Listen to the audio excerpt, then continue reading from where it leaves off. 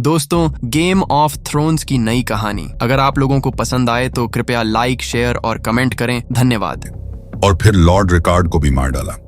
एक बदसूरत कहानी और शाम आई बस में घनी और 16 साल पुरानी। वह इसके बारे में अब क्यों पूछ रहा था? मार डाला, हाँ, लेकिन कैसे? रस्सी या कुल्हाड़ी? मुझे लगता है। जैमी ने एक घूंट लिया, अपना मुंह पोंछा। इसमें कोई शक नहीं कि नेड तुम्हें छोड़ना चाहता था, उसकी प्यारी जवान दुल्हन, अगर बिल्कुल कुंवारी नहीं। खैर, तुम सच चाहते थे। मुझसे पूछो, हमने एक सौदा किया, मैं तुम्हें कुछ भी मना नहीं कर सकता। पूछो। मर गया तो मर गया, मैं यह नहीं जानना चाहता। ब्रैंडन अपने भाई से अलग था, है ना? उसकी रगों में ठंडे पानी की जगह खून था, मेरे जैसा। ब्रैंडन तुम्हारे जैसा बिल्कुल नहीं था। अगर तुम ऐसा कहती हो, तुम और वह शादी करने वाले थे। वह रिवरन जा रहा था जब अजीब बात है, इतने सालों के बाद भी यह बताते हुए उसका गला भर आया जब उसने लियाना के बारे में सुना और इसके बजाय किंग्स लैंडिंग चला गया। यह एक जल्दबाजी वाली बात थी। उसे याद आया कि जब रिवरन में यह खबर लाई गई थी तो उसके अपने पिता कैसे भड़क गए थे। बहादुर मूर्ख, अगर वह ब्रैंडन को यही कहता था। जैमी ने शराब का आखिरी आधा कप डाला। वह कुछ साथियों के साथ रेड कीप में घुसा और चिल्लाया कि राजकुमार रेगर बाहर आकर मर जाए, लेकिन रेगर वहां नहीं था। एरिस ने अपने गार्ड को अपने बेटे की हत्या की साजिश रचने के लिए उन सभी को गिरफ्तार करने के लिए भेजा। मुझे लगता है कि बाकी लोग भी लॉर्ड्स के बेटे थे। एथन ग्लोवर ब्रैंडन का अनुचर था, कैटलिन ने कहा। वह जीवित रहने वाला एकमात्र व्यक्ति था। बाकी लोग जेफरी मैलिस्टर, काइल रॉयस और एल्बर्ट एरिन थे, जो जॉन एरिन के भतीजे और वारिस थे। यह अजीब था कि इतने सालों बाद भी उसे उनके नाम कैसे याद थे। एरिस ने उन पर राजद्रोह का आरोप लगाया और उनके पिताओं को आरोप का जवाब देने के लिए अदालत में बुलाया, बेटों को बंधक बनाकर। जब वे आए तो उसने बिना किसी मुकदमे के उनकी हत्या कर दी। पिता और बेटे दोनों मुकदमे हुए। एक तरह से लॉर्ड रिकार्ड ने युद्ध द्वारा मुकदमा चलाने की मांग की और राजा ने अनुरोध स्वीकार कर लिया। स्टार्क ने खुद को युद्ध के लिए तैयार किया। किंग्सगार्ड में से एक से द्वंद्व युद्ध करने की सोच रहा था, शायद मैं। इसके बजाय वे उसे सिंहासन कक्ष में ले गए और उसे छत से लटका दिया, जबकि एरिस के 2 पायरोमैंसर उसके नीचे आग जला रहे थे। राजा ने उसे बताया कि आग हाउस टारगेरियन की चैंपियन थी, इसलिए लॉर्ड रिकार्ड को खुद को देशद्रोह के मामले में निर्दोष साबित करने के लिए बस इतना करना था कि खैर, जलना नहीं। जब आग धधक रही थी तो ब्रैंडन को अंदर लाया गया। उसके हाथ उसकी पीठ के पीछे जंजीर से बंधे थे और उसकी गर्दन के चारों ओर एक गीली चमड़े की रस्सी थी जो राजा द्वारा टायरोस से लाए गए उपकरण से जुड़ी थी। हालांकि उसके पैरों को मुक्त छोड़ दिया गया था और उसकी लंबी तलवार उसकी पहुंच से थोड़ी दूर रखी गई थी। पायरोमैंसर ने लॉर्ड रिकार्ड को धीरे धीरे भून दिया। उस आग को सावधानी से बैंकिंग और पंखा करके एक अच्छी समान गर्मी प्राप्त की। सबसे पहले उसका लबादा जला और फिर उसका सरकोट, और जल्द ही उसके शरीर पर धातु और राख के अलावा कुछ नहीं बचा। इसके बाद वह खाना बनाना शुरू कर देगा, एरिस ने वादा किया, जब तक उसका बेटा उसे मुक्त नहीं कर देता। ब्रैंडन ने कोशिश की, लेकिन जितना ज्यादा वह संघर्ष करता, उसके गले में रस्सी उतनी ही कसती जाती। अंत में उसने खुद का गला घोंट लिया। लॉर्ड रिकार्ड के लिए अंत से पहले उसकी छाती की प्लेट का स्टील चेरी लाल हो गया और उसका सोना उसके स्पर्श से पिघलकर आग में टपकने लगा। मैं अपने सफेद कवच और सफेद लबादे में लौह सिंहासन के नीचे खड़ा था। मेरे सिर में सेरसी के विचार भर रहे थे। बाद में गेरोल्ड हाइटोवर खुद मुझे एक तरफ ले गए और मुझसे कहा, तुमने राजा की रक्षा करने की शपथ ली थी, उसे जज करने की नहीं। वह व्हाइट बुल था, अंत तक वफादार और मुझसे बेहतर इंसान, सभी सहमत हैं। एरिस, कैटलिन को अपने गले के पीछे पित्त का स्वाद आ रहा था। कहानी इतनी विभत्स थी कि उसे शक था कि यह सच होनी चाहिए। एरिस पागल था, पूरा राज्य यह जानता था। लेकिन अगर तुम मुझे विश्वास दिलाना चाहो तो तुमने ब्रैंडन स्टार्क का बदला लेने के लिए उसे मार डाला। मैंने ऐसा कोई दावा नहीं किया। स्टार्क मेरे लिए कुछ भी नहीं थे। रॉबर्ट के राज्याभिषेक के समय मुझे ग्रैंड मास्टर पाइसेले और वेरिस हिजड़े के बगल में शाही पैरों में घुटने टेकने के लिए कहा गया था, ताकि वह हमें अपनी सेवा में लेने से पहले हमारे अपराधों को क्षमा कर दे। जहां तक तुम्हारे नेड की बात है, उसे एरिस को मारने वाले हाथ को चूमना चाहिए था, लेकिन उसने रॉबर्ट के सिंहासन पर बैठे गधे का तिरस्कार करना पसंद किया। मुझे लगता है कि नेड स्टार्क ने रॉबर्ट को अपने भाई या अपने पिता से कहीं ज्यादा प्यार किया था, या यहां तक कि तुमसे भी, मेरी रानी। वह रॉबर्ट के प्रति कभी बेवफा नहीं रहा, है ना? जैमी ने नशे में ठहाका लगाया। आओ लेडी स्टार्क, क्या तुम्हें यह सब बहुत मजेदार नहीं लगता? मुझे तुम्हारे बारे में कुछ भी मजेदार नहीं लगता, किंग्सलेयर। फिर से वही नाम। मुझे नहीं लगता कि मैं तुम्हें चोदूंगा। लिटिल फिंगर ने तुम्हें पहले पा लिया था, है ना? मैं कभी किसी दूसरे आदमी का ट्रेंचर नहीं खाता। इसके अलावा तुम मेरी बहन जितनी प्यारी नहीं हो। उसकी मुस्कान कट गई। मैंने कभी किसी औरत के साथ नहीं सोया सिवाय सेरसी के। अपने तरीके से मैं तुम्हारे नेड से कहीं ज्यादा सच्चा रहा हूं। बेचारा बूढ़ा और मरा हुआ नेड। तो अब किसके पास सम्मान के लिए बकवास है? मैं तुमसे पूछता हूं, उस कमीने का नाम क्या था जिसके पिता वह था? कैटलिन ने एक कदम पीछे लिया। ब्रायन। नहीं, वह नहीं था। जैमी लैनिस्टर ने फ्लैगन को उलट दिया। एक बूंद उसके चेहरे पर बह गई। खूमनी पकी खून की तरह चमकीली। स्नो, वह वही था। इतना सफेद नाम, जैसे कि किंग्सगार्ड में हमें सुंदर लबादे दिए जाते हैं जब हम अपनी सुंदर शपथ लेते हैं। ब्रायन ने दरवाजा खोला और सेल के अंदर कदम रखा। तुमने बुलाया मेरी महिला? मुझे अपनी तलवार दो। कैटलिन ने अपना हाथ आगे बढ़ाया।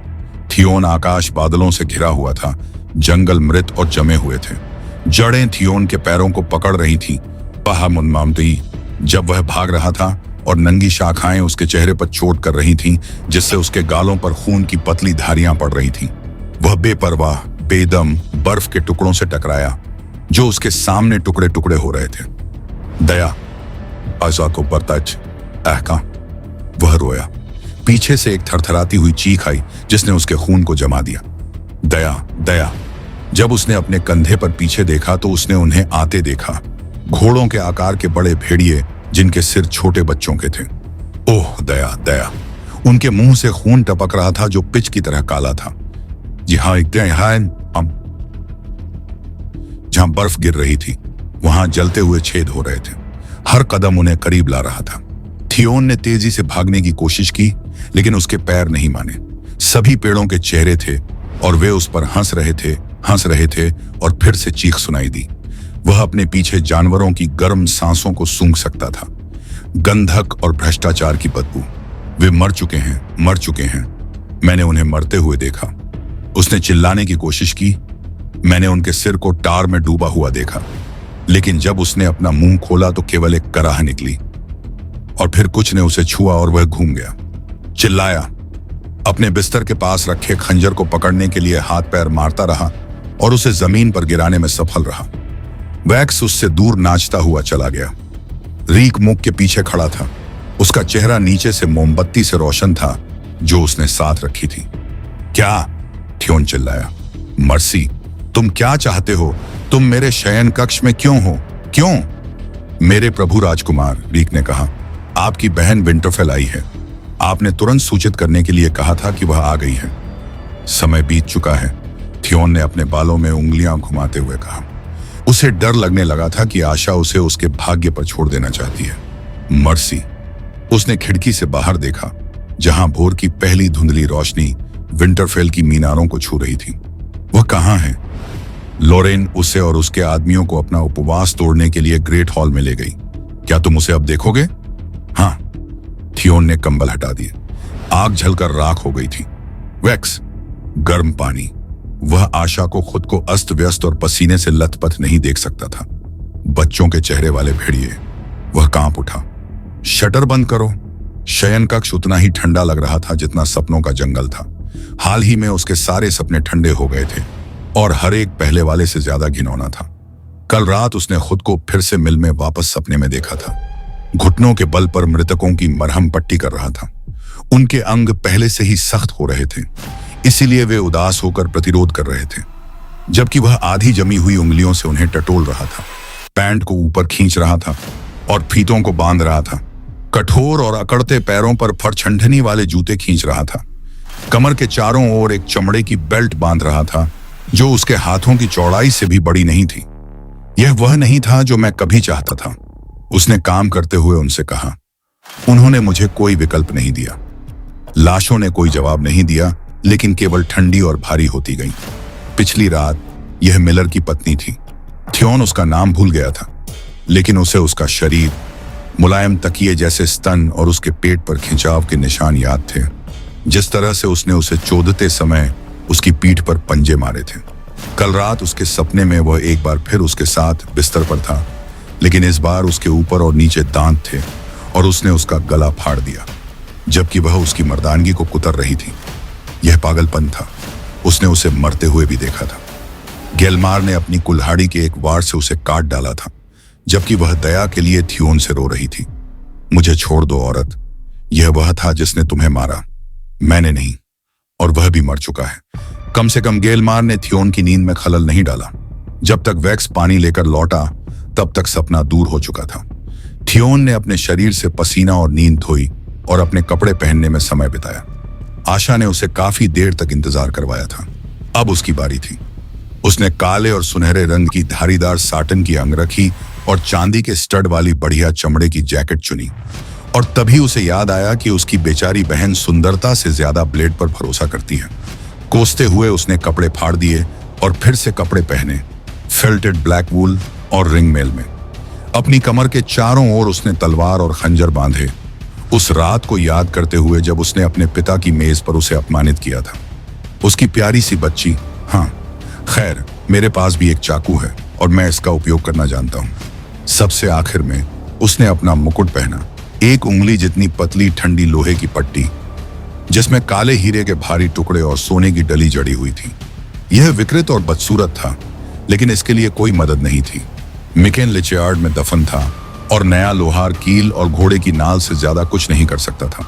थियोन ने खुद को यह याद दिलाते हुए सांत्वना दी कि यह केवल एक राजकुमार का मुकुट था। जब वह राजा बनेगा तो उसके पास कुछ और बढ़िया होगा। उसके दरवाजे के बाहर रीक ऑर्जिन और क्रोम के साथ इंतजार कर रहा था। थियोन उनके साथ हो गया। इन दिनों वह हर जगह अपने साथ गार्ड ले जाता था, यहां तक कि शौचालय में भी। विंटरफेल उसे मरवाना चाहता था। जिस रात वे एकॉर्न वाटर से लौटे थे, उसी रात गेलमार द ग्रिम कुछ सीढ़ियों से गिर गया था और उसकी कमर टूट गई थी। अगले दिन एगर का गला कान से कान तक कटा हुआ था। गिनेर रेडनोज इतना सावधान हो गया कि उसने शराब पीना छोड़ दिया। बर्नी कॉयफिन हेल्म में सोना शुरू कर दिया और कैनल में सबसे शोर करने वाले कुत्ते को पाल लिया, ताकि अगर कोई उसके सोने की जगह पर चोरी करने की कोशिश करे तो उसे चेतावनी दे सके। फिर भी एक सुबह महल छोटे कुत्ते के बेतहाशा भौंकने की आवाज से जाग गया। उन्होंने पाया कि पिल्ला कुएं के चारों ओर दौड़ रहा था और रेडनोज उसमें तैर रहा था। डूब गया। वह हत्याओं को बिना सजा के नहीं छोड़ सकता था। फार्लिन भी किसी भी संदिग्ध की तरह ही था, इसलिए थियोन ने फैसला सुनाया, उसे दोषी ठहराया और उसे मौत की सजा सुनाई। यह भी बुरा लगा। जैसे ही वह ब्लॉक पर घुटनों के बल बैठा, केनल मास्टर ने कहा, मिलॉर्ड एडार्ड हमेशा अपनी हत्याएं खुद करता था। थियोन को खुद कुल्हाड़ी लेनी थी या कमजोर दिखना था। उसके हाथ पसीने से तर थे, इसलिए जब वह झूला तो उसकी पकड़ में शाफ्ट मुड़ गया और पहला वार फर्लिन के कंधों के बीच में लगा। उस सारी हड्डी और मांसपेशियों को काटने और सिर को शरीर से अलग करने में 3 और कट लगे और उसके बाद वह बीमार हो गया। उन सभी समयों को याद करते हुए जब वे एक कप मीट पर बैठे शिकारी कुत्तों और शिकार के बारे में बात कर रहे थे, मेरे पास कोई विकल्प नहीं था। वह लाश पर चिल्लाना चाहता था। आयरनबोर्न रहस्य नहीं रख सकते, उन्हें मरना था और किसी को इसके लिए दोष लेना था। वह केवल यही चाहता था कि उसने उसे साफ सुथरा मारा होता। नेड स्टार्क को कभी भी किसी आदमी का सिर काटने के लिए 1 से अधिक वार की आवश्यकता नहीं पड़ी थी। फर्लिन की मृत्यु के बाद हत्याएं बंद हो गईं, लेकिन फिर भी उसके लोग उदास और चिंतित रहे। वे खुली लड़ाई में किसी दुश्मन से नहीं डरते, ब्लैक लॉरेन ने उससे कहा। लेकिन दुश्मनों के बीच रहना एक और बात है। कभी नहीं पता कि धोबिन आपको चूमना चाहती है या आपको मारना चाहती है, या सेवा करने वाला लड़का आपके कप में शराब भर रहा है या बेल। हमारे लिए यह जगह छोड़ देना ही बेहतर होगा। मैं विंटरफेल का राजकुमार हूं, थ्योन चिल्लाया था। यह मेरी सीट है, कोई भी आदमी मुझे यहां से नहीं हटा सकता। नहीं, कोई भी महिला नहीं। आशा, यह उसका काम था, मेरी अपनी प्यारी बहन। दूसरे लोग उसे तलवार से मार डालें। वह उसे मरवाना चाहती थी ताकि वह उनके पिता के उत्तराधिकारी के रूप में उनकी जगह ले सके। यही कारण था कि उसने उसे यहाँ पर रहने दिया था, उसके द्वारा भेजे गए जरूरी आदेशों की अनदेखी करते हुए। उसने उसे स्टार्क्स की ऊंची सीट पर पाया, अपनी उंगलियों से एक कैपोन को फाड़ रही थी। हॉल उसके आदमियों की आवाजों से गूंज उठा, जो साथ में शराब पीते हुए थियोन की कहानियों को साझा कर रहे थे। वे इतने जोरदार थे कि उसका प्रवेश किसी का ध्यान नहीं गया। बाकी कहां हैं? उसने रीक से पूछा। ट्रेस्टल टेबल पर 50 से अधिक आदमी नहीं थे। थे उनमें से ज्यादातर उसके थे। विंटरफेल के ग्रेट हॉल में 10 गुना अधिक लोग बैठ सकते थे। यह पूरी कंपनी है महाशय राजकुमार। पूरी वह कितने लोगों को लेकर आई है? मेरी गिनती के अनुसार 20। थियोन ग्रेजॉय उस जगह पर पहुंचा जहां उसकी बहन फैली हुई थी। उसने हॉल में सूंघ रहे कुत्तों में से एक को हड्डी फेंकी। उस बाज की नाक के नीचे उसका चौड़ा मुंह एक मजाकिया मुस्कान में मुड़ गया। या यह मूर्खों का राजकुमार है? ईर्ष्या एक नौकरानी के लिए बुरी बात है। आशा ने अपनी उंगलियों से तेल चूसा। काले बालों का एक ताला उसकी आंखों के सामने आ गया। उसके आदमी रोटी और बेकन के लिए चिल्ला रहे थे। उन्होंने बहुत शोर मचाया, हालांकि वे कम थे। ईर्ष्या, थियोन, आप इसे और क्या कहेंगे? 30 आदमियों के साथ।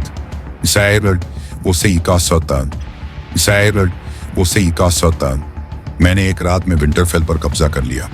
आपको डीपवुड मोटे को लेने के लिए 1000 और एक चांद की बारी की जरूरत थी।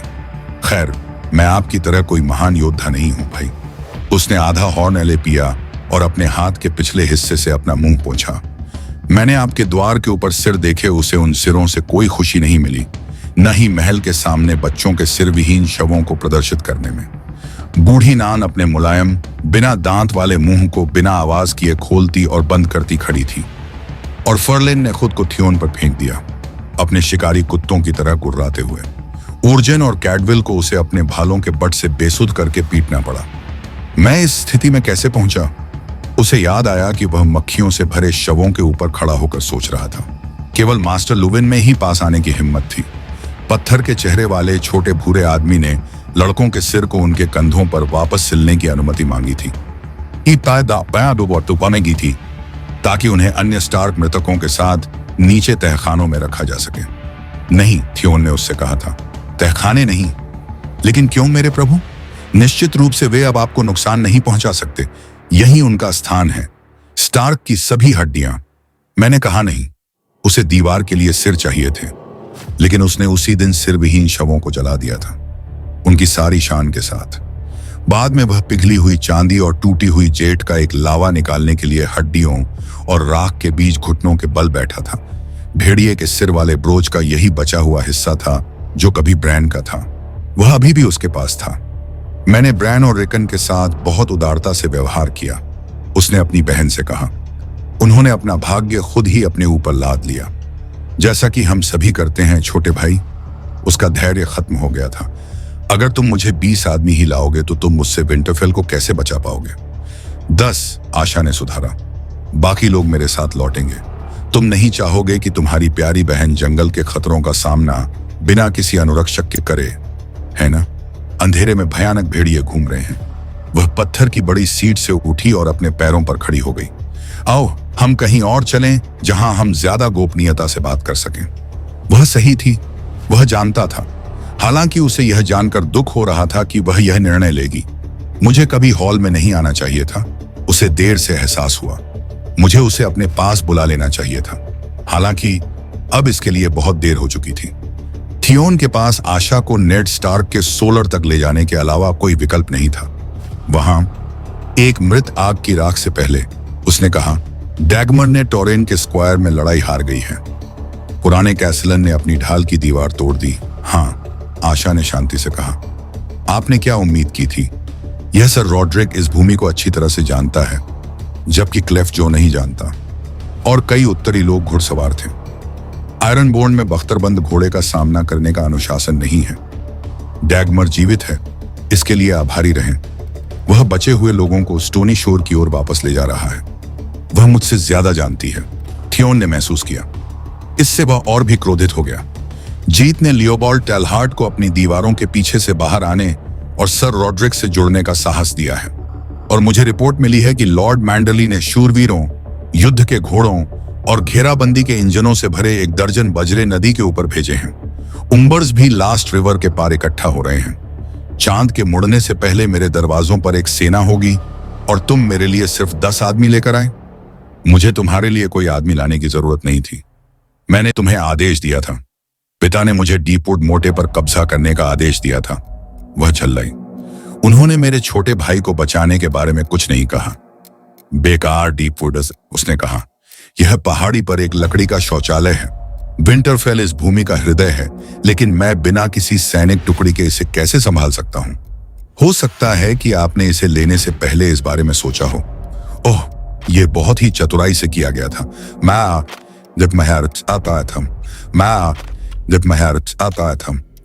आपको यह स्वीकार करता हूं। यदि आपके पास महल को ध्वस्त करने और 2 छोटे राजकुमारों को बंधक के रूप में वापस पाई के ले जाने की अच्छी समझ होती, तो आप एक झटके में युद्ध जीत सकते थे। आपको यह पसंद आएगा, है ना? मेरा पुरस्कार खंडहर और राख में तब्दील होते देखना। तुम्हारा इनाम तुम्हारा विनाश होगा। क्रैकन समुद्र से उठते हैं, थियोन। या तुम भेड़ियों के बीच अपने वर्षों के दौरान यह भूल गए? हमारी ताकत हमारे लॉन्गशिप में है। मेरी लकड़ी की पेशाब घर समुद्र के इतने करीब है कि आपूर्ति और नए लोगों को जब भी जरूरत हो मेरे पास पहुंचाया जा सकता है। लेकिन विंटरफेल सैकड़ों लीग अंदर की ओर है, जो जंगलों, पहाड़ियों और शत्रुतापूर्ण गढ़ों और महलों से घिरा हुआ है। और 1000 लीग में हर आदमी अब तुम्हारा दुश्मन है। कोई गलती मत करो। तुमने यह सुनिश्चित किया जब तुमने उन सिरों को अपने गेट हाउस पर लगाया। आशा ने अपना सिर हिलाया। तुम इतनी मूर्ख कैसे हो सकती हो? बच्चे, उन्होंने मेरा विरोध किया, उसने उसके चेहरे पर चिल्लाया। और यह खून के बदले खून था। एडार्ड स्टार्क के 2 बेटों को रॉड्रिक और मैरोन के लिए भुगतान करना था। शब्द बेपरवाही से निकल गए, लेकिन थियोन को तुरंत पता चल गया कि उसके पिता को यह मंजूर होगा। मैंने अपने भाइयों के भूतों को आराम दिया है। हमारे भाई, आशा ने उसे याद दिलाया, एक आधी मुस्कान के साथ, जो यह सुझाव देती थी कि उसने बदला लेने की उसकी बात को अच्छी तरह से नमकीन कर दिया था। क्या तुम उनके भूतों को पाइके से लाए हो, भाई? और यहां मुझे लगा कि वे केवल पिताजी को सताते हैं। एक नौकरानी ने कभी बदला लेने की एक आदमी की जरूरत को कब समझा है? भले ही उसके पिता ने विंटरफेल के उपहार की सराहना नहीं की हो, उन्हें थियोन द्वारा अपने भाइयों का बदला लेने की मंजूरी देनी चाहिए। आशा ने वापस हंसते हुए कहा, यह सर रॉड्रिक भी उसी मर्दाना जरूरत को महसूस कर सकता है। क्या तुमने इसके बारे में सोचा? तुम मेरे खून के खून हो, थियोन। तुम जो भी हो, हम दोनों को जन्म देने वाली मां की खातिर मेरे साथ डीपवुड मोटे पर वापस लौट आओ। तो फिर इसे अपने पास रखो, उसने कहा, अपने जीवन के बाकी समय के लिए। उसने आह भरी। मैं कहती हूं कि इसका स्वाद मूर्खता जैसा है, लेकिन एक शर्मीली नौकरानी ऐसी चीजों के बारे में क्या जानेगी? दरवाजे पर उसने उसे एक आखिरी बार मजाकिया मुस्कान दी। तुम्हें पता होना चाहिए, यह सबसे बदसूरत मुकुट है जिसे मैंने कभी देखा है। क्या तुमने इसे खुद बनाया है? उसने उसे गुस्से में छोड़ दिया और अपने घोड़ों को खिलाने और पानी पिलाने के लिए जरूरत से ज्यादा देर तक नहीं रुकी। उसके साथ आए आधे आदमी धमकी के तौर पर उसके साथ लौट आए। हाय, उसी हंटर गेट से बाहर निकले जिसका इस्तेमाल ब्रैन और रिकोन ने भागने के लिए किया था। थियोन ने उन्हें दीवार के ऊपर से जाते हुए देखा। जैसे ही उसकी बहन वुल्फ्सवुड की धुंध में गायब हो गई, उसने खुद को आश्चर्यचकित पाया कि उसने उसकी बात क्यों नहीं सुनी और उसके साथ क्यों नहीं गया। वह चली गई, है ना? रीक उसके कोहनी के पास था। थियोन ने उसे आते हुए नहीं सुना था, न ही उसकी गंध महसूस की थी। वह किसी ऐसे व्यक्ति के बारे में नहीं सोच सकता था जिसे वह कम देखना चाहता था। उसे यह देखकर बेचैनी हुई कि वह आदमी सांस लेते हुए इधर उधर घूम रहा है और उसे पता है कि उसे क्या करना है। उसने सोचा कि मुझे उसे दूसरों को मारने के बाद मार देना चाहिए था, लेकिन इस विचार ने उसे परेशान कर दिया। यह असंभव लग रहा था कि रीक पढ़ और लिख सकता था और उसके पास इतनी नीच चालाकी थी कि वह उन लोगों द्वारा किए गए कामों का हिसाब छिपा सकता था। महाराज, अगर आप मुझे यह कहने के लिए क्षमा करेंगे तो उसका आपको छोड़ देना उचित नहीं है, और 10 आदमी यह काफी नहीं होंगे। मैं इस बारे में अच्छी तरह से जानता हूं, थियोन ने कहा। आशा भी यही जानती थी। ठीक है, शायद मैं आपकी मदद कर सकूं, रीक ने कहा। मुझे एक घोड़ा और सिक्कों का थैला दो और मैं तुम्हारे लिए कुछ अच्छे साथी ढूंढ सकता हूं। थियोन ने अपनी आंखें सिकोड़ लीं। कितने? 100, शायद 200, शायद इससे भी ज्यादा। वह मुस्कुराया, उसकी पीली आंखें चमक रही थीं। मैं यहां उत्तर में पैदा हुआ था। मैं कई लोगों को जानता हूं और कई लोग रीक को जानते हैं। 200 आदमी सेना नहीं थे, लेकिन विंटरफेल जैसे मजबूत महल को बचाने के लिए आपको हजारों की जरूरत नहीं थी। जब तक वे जान सकें कि भाले का कौन सा सिरा हत्या करता है, वे बहुत फर्क कर सकते हैं। जैसा आप कहते हैं वैसा करो और तुम मुझे कृतज्ञ नहीं पाओगे। तुम अपना इनाम खुद तय कर सकते हो। ठीक है महामहिम, जब से मैं लॉर्ड रामसे के साथ था तब से मेरे पास कोई महिला नहीं है, रीक ने कहा। मेरी नजर उस पल्ला पर है और मैंने सुना है कि वह पहले ही मिल चुकी है, इसीलिए वह रीक के साथ इतनी दूर चला गया था कि अब पीछे मुड़ना संभव नहीं था। 200 आदमी और वह तुम्हारी है, लेकिन एक आदमी कम और तुम वापस सुअर बन जाओगे। सूरज ढलने से पहले रीक चला गया, स्टार्क सिल्वर का एक बैग और थियोन की आखिरी उम्मीद लेकर, जैसे कि मैं उस बेचारे को फिर कभी नहीं देख पाऊंगा। एकदम मामा, उसने कड़वाहट से सोचा, लेकिन फिर भी मौका तो लेना ही था। उस रात उसने नेड स्टार्क द्वारा आयोजित दावत के बारे में सपना देखा, जब किंग रॉबर्ट विंटरफेल में आया था। हॉल संगीत और हंसी से गूंज रहा था, हालांकि बाहर ठंडी हवाएं चल रही थीं। पहले तो सब कुछ शराब और भुना हुआ मांस था, और थियोन मजाक कर रहा था और सेवा करने वाली लड़कियों को देख रहा था और खुद को खुश कर रहा था। जब तक उसने देखा कि कमरे में अंधेरा हो रहा था, तब संगीत इतना मजेदार नहीं लग रहा था। उसने कलह और अजीब चुप्पी सुनी, आओ, और हवा में खून से लथपथ नोट लटके। अचानक शराब उसके मुंह में कड़वी हो गई, और जब उसने अपने प्याले से ऊपर देखा तो उसने पाया कि वह मृतकों के साथ भोजन कर रहा था। किंग रॉबर्ट अपने पेट में बड़े घाव से अपनी आंतें बाहर निकालकर टेबल पर बैठा था। और लॉर्ड एडार्ड उसके बगल में सिरहीन था। लाशें नीचे बेंचों पर पंक्तिबद्ध थीं। भूरे भूरे रंग का मांस उनकी हड्डियों से अलग हो रहा था। जैसे ही उन्होंने अपने कप को टोस्ट के लिए उठाया, कीड़े उनकी आंखों के छेद में अंदर बाहर रेंग रहे थे। वह उन सभी को जानता था, हर एक को। जॉरी कैसल और फैट टॉम, पोर्टर और केन और हुलेन घोड़े का मालिक, और बाकी सभी जो कभी वापस न लौटने के लिए दक्षिण की ओर सवार होकर किंग्स लैंडिंग गए थे। मिकेन और चेले एक साथ बैठे थे, एक से खून टपक रहा था और दूसरे से पानी। बेनफ्रेड टेलहार्ट और उनके जंगली खरगोशों ने एक मेज का अधिकांश हिस्सा भर दिया था। मिलर की पत्नी भी वहां थी, और फॉर्लिन, यहां तक कि जंगली जानवर थियोन ने उस दिन वुल्फ्सवुड में मार डाला था, जिस दिन उसने ब्रांड की जान बचाई थी। लेकिन ऐसे और भी लोग थे जिनके चेहरे उसने जीवन में कभी नहीं देखे थे। चेहरे उसने केवल पत्थर में देखे थे। दुबली पतली उदास लड़की जिसने हल्के नीले गुलाबों का मुकुट और खून से सना हुआ सफेद गाउन पहना था, वह केवल लियाना ही हो सकती थी। उसका भाई ब्रैंडन उसके बगल में खड़ा था, और उनके पिता लॉर्ड रिकार्ड उसके ठीक पीछे। दीवारों के साथ साथ छायाओं के बीच से आधी अधूरी आकृतियां चलती हुई दिखाई दे रही थीं। दीदी, लंबे और गंभीर चेहरों वाली पीली छायाएं। उन्हें देखकर थियोन के अंदर चाकू की तरह डर पैदा हो गया, और फिर ऊंचे दरवाजे एक धमाके के साथ खुले और एक ठंडी हवा हॉल में बह गई, और रॉब रात के अंधेरे से बाहर निकल आया। ग्रेविन बगल में घूम रही थी, उसकी आंखें जल रही थीं, और आदमी और भेड़िए दोनों ही आधे 100 क्रूर घावों से खून बह रहे थे। थियोन चीख के साथ उठा, जिससे वैक्स इतना चौंक गया कि लड़का नंगा ही कमरे से भाग गया।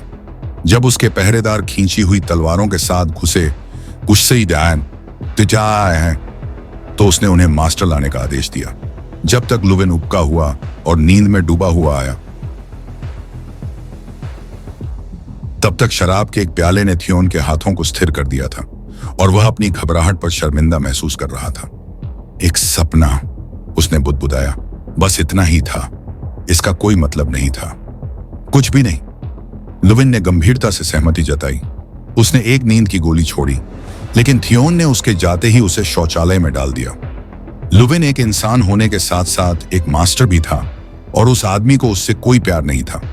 वह चाहता है कि मैं सो जाऊं, हाँ, सो जाऊं और कभी न जागूं। उसे भी यह उतना ही पसंद आएगा जितना कि आशा को। उसने कायरा को बुलाया, दरवाजा बंद किया, उसके ऊपर चढ़ गया, और शीत और उस लड़की को इतनी तेजी से चौदा कि उसे नहीं पता था कि वह उसके अंदर है। जब तक वह खत्म करता वह रो रही थी। उसकी गर्दन और स्तन चोटों और काटने के निशानों से ढके हुए थे। थियोन ने उसे बिस्तर से धक्का दिया और उसे एक कंबल फेंक दिया। बाहर निकलो। फिर भी वह सो नहीं सका। भोर होते ही उसने कपड़े पहने और बाहर चला गया, बाहरी दीवारों के साथ टहलने के लिए। एक तेज शरद ऋतु की हवा युद्ध के मैदानों से गुजर रही थी। इसने उसके गालों को लाल कर दिया और उसकी आंखों को जला दिया। उसने जंगल को अपने नीचे भूरे से हरे रंग में बदलते देखा, क्योंकि प्रकाश शांत पेड़ों के बीच से छन कर आ रहा था। अपनी बाईं ओर वह भीतरी दीवार के ऊपर मीनार की चोटियां देख सकता था, जिनकी छतें उगते सूरज की रोशनी से चमक रही थीं। वेयरवुड की लाल पत्तियां हरे रंग के बीच ज्वाला की तरह थीं। नेड स्टार्क का पेड़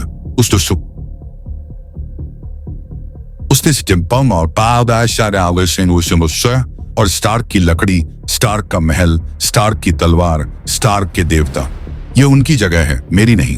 मैं पाइके का ग्रेजॉय हूं, जो अपनी ढाल पर क्रैकन पेंट करने और महान खारे समुद्र को पार करने के लिए पैदा हुआ हूं।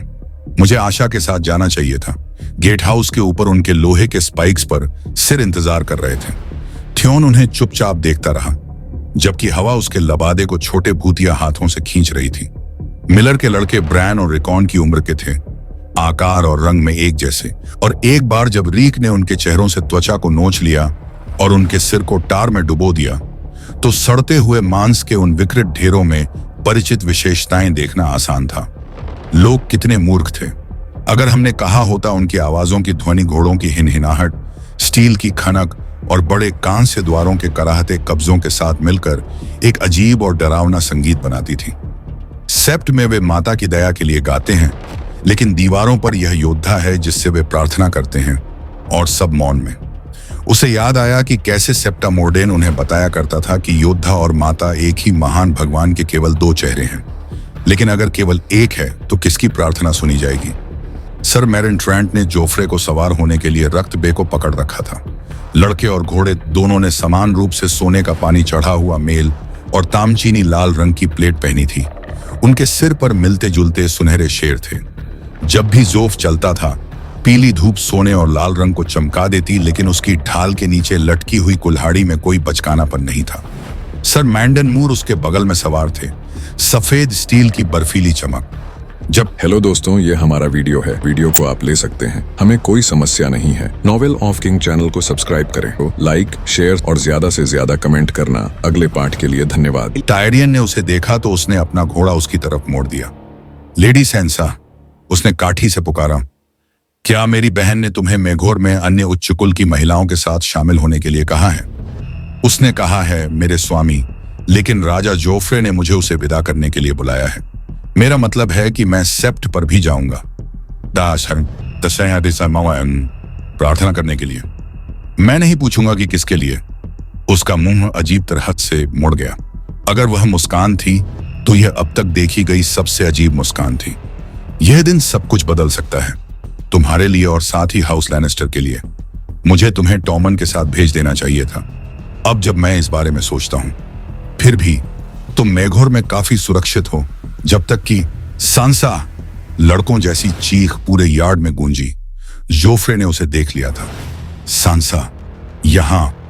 उसने सोचा, वह मुझे ऐसे बुलाता है जैसे वह कुत्ते को बुला रहा हो। महाराज को तुम्हारी जरूरत है, टायरियन लैनिस्टर ने कहा। हम युद्ध के बाद फिर से बात करेंगे, अगर भगवान अनुमति दे। सांसा सोने की चादर ओढ़े भालेबाजों की एक फाइल के बीच से अपना रास्ता बनाती हुई आगे बढ़ी, जब जोफ्रे ने उसे करीब बुलाया। जल्द ही युद्ध होगा। जोफ्रे ने अपनी तलवार निकाली। तलवार का मूठ दिल के आकार में काटा गया माणिक था, जिसे शेर के जबड़े के बीच में रखा गया था।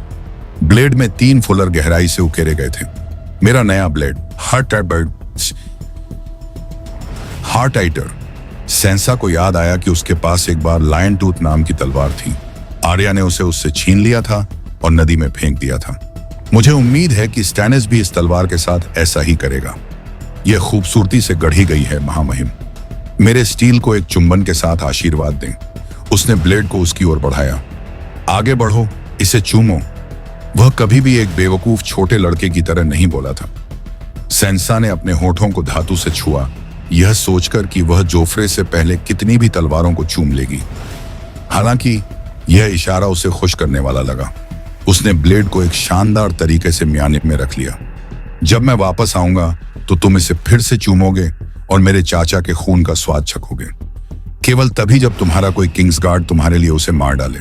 3 व्हाइट स्वॉर्ड्स जोफ्रे और उसके चाचा के साथ जाएंगे, सर मैरन, सर मैंडन और सर ओसमंड किटलब्लैक। क्या तुम अपने शूरवीरों को युद्ध में ले जाओगे? सांसा ने उम्मीद से पूछा। मैं जाऊंगा, लेकिन मेरे चाचा इम्प कहते हैं कि मेरे चाचा स्टैनिस कभी नदी पार नहीं करेंगे। हालांकि मैं 3 वेश्याओं की कमान संभालूंगा। मैं खुद ही गद्दारों को देखने जा रहा हूं। संभावना ने जोफ को मुस्कुरा दिया।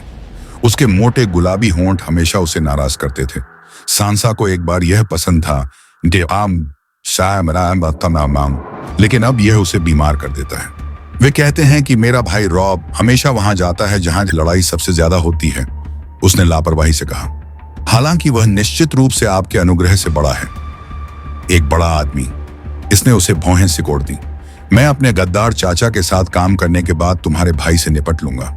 मैं उसे हार्टेटर से मार डालूंगा, तुम देखोगे। उसने अपना घोड़ा घुमाया और गेट की ओर दौड़ा। सर मैरिन और सर ओसमंड उसके दाएं और बाएं आ गए।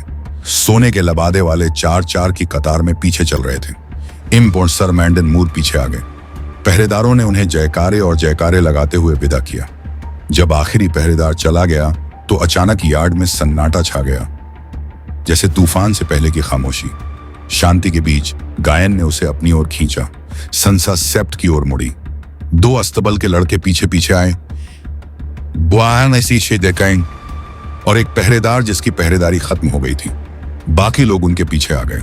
संसा ने सेप्ट को कभी इतना भीड़ भाड़ वाला नहीं देखा था, न ही इतना उज्जवल प्रकाश।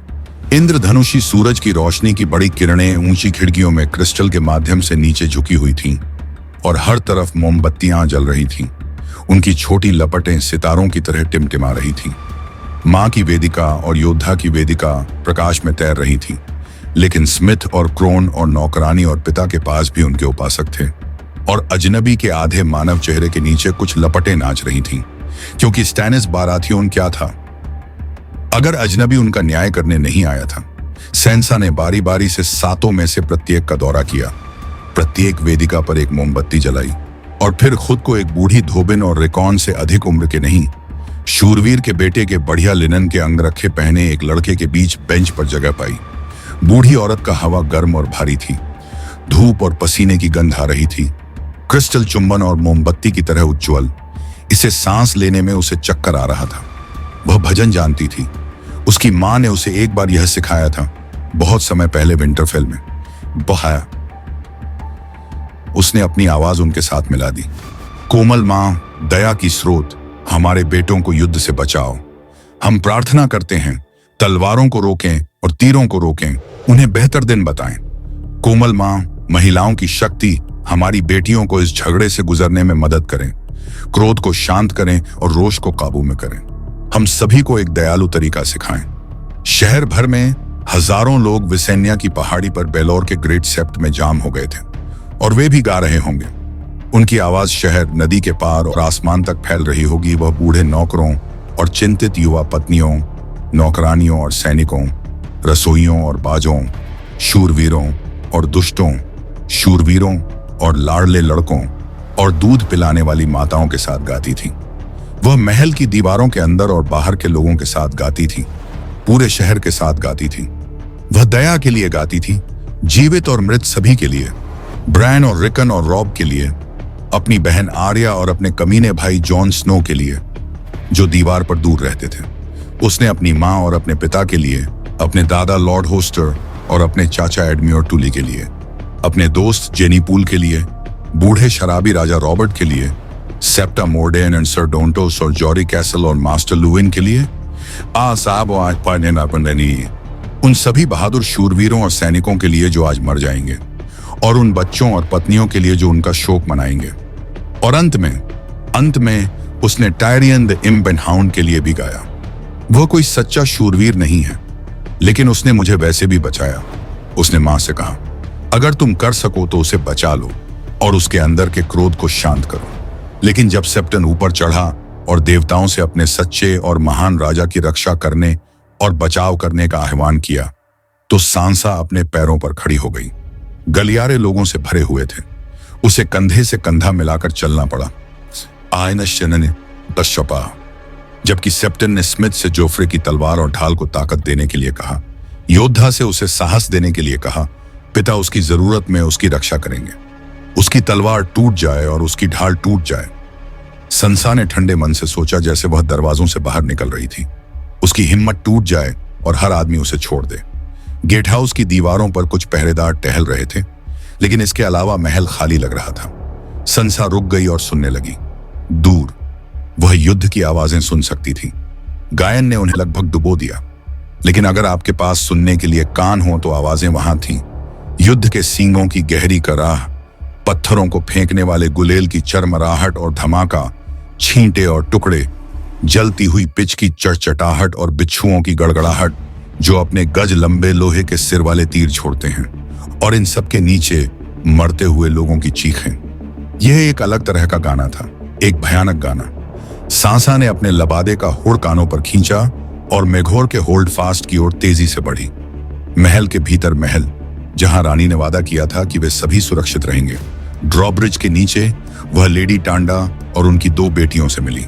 फालिस्कल कैसल स्टोकवर्थ से सैनिकों की एक छोटी टुकड़ी के साथ आई थी। वह अपनी बहन को पुल पर ले जाने की कोशिश कर रही थी, कर देती थी, लेकिन लोलिस अपनी नौकरानी से लिपट गई।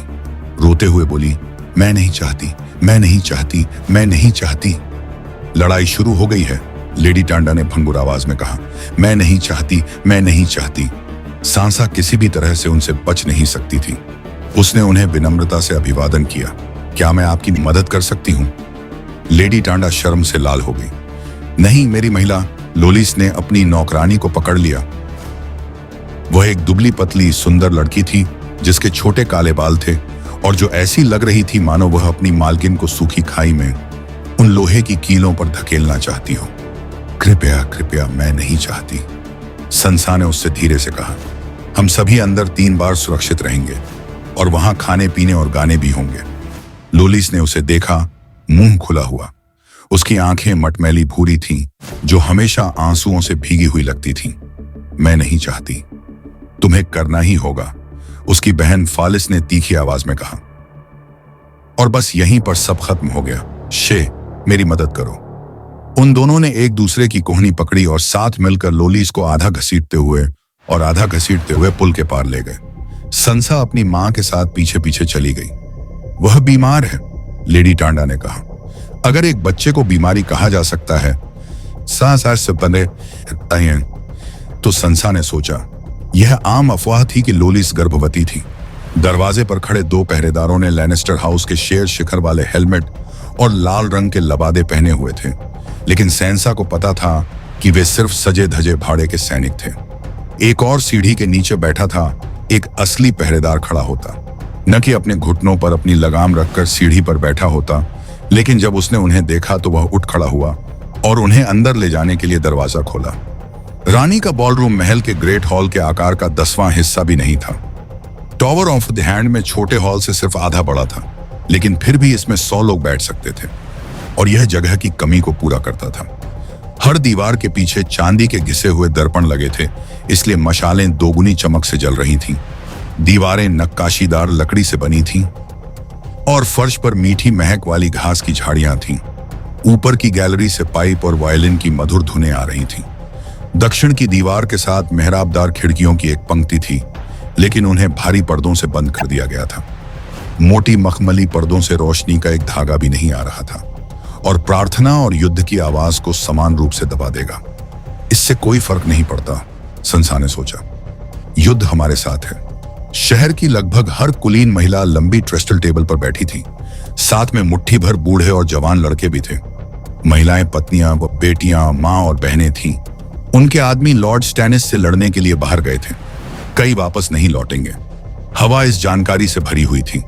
जोफ्रे की मंगेतर के रूप में संसा को रानी के दाहिने हाथ पर सम्मान की सीट मिली थी। उसने तेल से सने काले कवच का एक लंबा हौबरक पहना हुआ था और अपनी तलवार अपने सामने रखी थी। उसके पिता की महान तलवार आइस, जो लगभग उसकी ही ऊंचाई की थी। इसकी नोक फर्श पर टिकी हुई थी और उसकी कठोर हड्डीदार उंगलियां पकड़ के दोनों ओर क्रॉस गार्ड के चारों ओर मुड़ी हुई थीं। सांसा की सांस उसके गले में अटक गई। सर इलिन पाइने ने उसकी घूरती निगाह को महसूस किया। उसने अपना दुबला पतला चेचक से ग्रस्त चेहरा उसकी ओर घुमाया। वह यहां क्या कर रहा है? उसने ऑसफ्रीड केटलब्लैक से पूछा। वह रानी के नए लाल लबादे वाले रक्षक का कप्तान था। ऑसफ्रीड मुस्कुराया। उसकी कृपा को उम्मीद है कि रात खत्म होने से पहले उसे उसकी जरूरत पड़ेगी। सर इलिन राजा का न्यायाधीश था। केवल एक ही सेवा थी जिसके लिए उसकी जरूरत पड़ सकती थी। सर्सी का गाउन बर्फीले लिनन का था, जो किंग्स गार्ड के लबादों की तरह सफेद था। उसकी लंबी धारीदार आस्तीनों पर सोने के साटन की परत दिख रही थी। चमकीले पीले बालों के गुच्छे घने कर्ल में उसके नंगे कंधों तक लटक रहे थे। उसकी पतली गर्दन के चारों ओर हीरे और पन्ने की एक रस्सी लटक रही थी। सफेद रंग के कारण वह अजीब तरह से मासूम, लगभग युवती जैसी दिख रही थी। लेकिन उसके गालों पर रंग के धब्बे थे। बैठ जाओ, रानी ने कहा जब उसने मंच पर अपना स्थान ग्रहण किया। और आपका स्वागत है। ऑसफ्रीड केटलब्लैक ने अपनी कुर्सी संभाली। एक पेज ने सेंसा के लिए वही सेवा की। तुम पीली दिख रही हो सेंसा, सेर्सी ने देखा। क्या तुम्हारा लाल फूल अभी भी खिल रहा है? हाँ, कितना सही है। पुरुष वहां खून बहाएंगे और तुम यहां। रानी ने पहला कोर्स परोसने का संकेत दिया। सर इलिन यहां क्यों हैं? सेंसा ने अचानक कहा। रानी ने मूक मुखिया की ओर देखा। देशद्रोह से निपटने के लिए और जरूरत पड़ने पर हमारी रक्षा करने के लिए। वह एक सरदार बनने से पहले एक शूरवीर था। उसने अपना चम्मच हॉल के अंत की ओर इशारा किया, जहां लकड़ी के ऊंचे दरवाजे बंद करके उन पर रोक लगा दी गई थी। जब कुल्हाड़ियां उन दरवाजों को तोड़ देंगी तो तुम उसके लिए खुश हो सकती हो। अगर वह हाउंड होता तो मुझे ज्यादा खुशी होती, संसा ने सोचा। वह जितना कठोर था, उसे विश्वास नहीं था कि सेंटर क्लेगन उसे कोई नुकसान पहुंचाएगा। क्या तुम्हारे पहरेदार हमारी रक्षा नहीं करेंगे? और मेरे पहरेदारों से हमारी रक्षा कौन करेगा? रानी ने ऑसफ्रीड को एक तरफ से देखा। वफादार भाड़े के सैनिक कुंवारी वेश्याओं की तरह दुर्लभ हैं। अगर लड़ाई हार गई तो मेरे पहरेदार उन लाल लबादों को फाड़ने की जल्दी में उन पर ठोकर खाएंगे। वे जो कुछ भी चुरा सकते हैं चुरा लेंगे और नौकरों, धोबियों और अस्तबल के लड़कों के साथ भाग जाएंगे, जो अपनी बेकार खाल बचाने के लिए बाहर निकलेंगे। क्या तुम्हें पता है कि जब एक शहर को लूटा जाता है तो क्या होता है संसा? नहीं, तुम्हें नहीं पता है ना। तुमने जीवन के बारे में जो कुछ भी जाना है वह तुमने गायकों से सीखा है, और लूट के अच्छे गीतों की इतनी कमी है। सच्चे शूरवीर कभी भी महिलाओं और बच्चों को नुकसान नहीं पहुंचाएंगे। ये शब्द उसके कानों में खोखली आवाज में गूंज रहे थे, यहां तक कि जब वह उन्हें बोल रही थी, सच्चे शूरवीर। रानी को यह बात बहुत मजेदार लगी। इसमें कोई संदेह नहीं कि तुम सही हो, तो तुम एक अच्छी लड़की की तरह अपना शोरबा क्यों नहीं खाती और Simeon and Star Eyes and Prince Simon the Dragon Knight का इंतजार क्यों नहीं करती? स्वीटलिंग, मुझे यकीन है कि अब ज्यादा समय नहीं लगेगा। दावोस ब्लैक वाटर बे उबड़ खाबड़ और उथल पुथल भरा था। हर जगह सफेद लहरें थीं। ब्लैक बेथा बाढ़ के ज्वार पर सवार थी। हवा के हर बदलाव पर उसकी पाल टूट रही थी और टूट रही थी। रेत और लेडी मैरिया उसके बगल में नौकायन कर रहे थे। उनके पतवारों के बीच 20 गज से ज्यादा की दूरी नहीं थी। उसके बेटे एक लाइन रख सकते थे। दावोस को इस पर गर्व था। समुद्र के उस पार युद्ध के सींग गूंज रहे थे। आन देते थे। राक्षसी सांपों की पुकार की तरह गहरी गले की कराहें जहाज से जहाज तक दोहराई जा रही थीं। पाल नीचे लाओ, दावोस ने आदेश दिया। मस्तूल नीचे करो, नाविक अपने पतवारों पर बैठो, उनके बेटे मैथोस ने आदेश दिया। ब्लैक बेथा का डेक हिल रहा था क्योंकि चालक दल के सदस्य अपने काम पर भाग रहे थे। बायां दायां उन सैनिकों को धकेल रहे थे जो हमेशा रास्ते में आते थे, चाहे वे कहीं भी खड़े हों।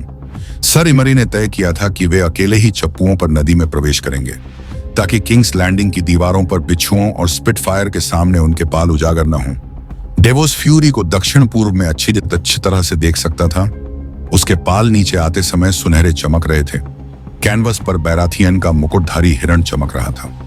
उसके डेक से स्टैनिस बैराथियन ने 16 साल पहले ड्रैगन स्टोन पर हमले की कमान संभाली थी।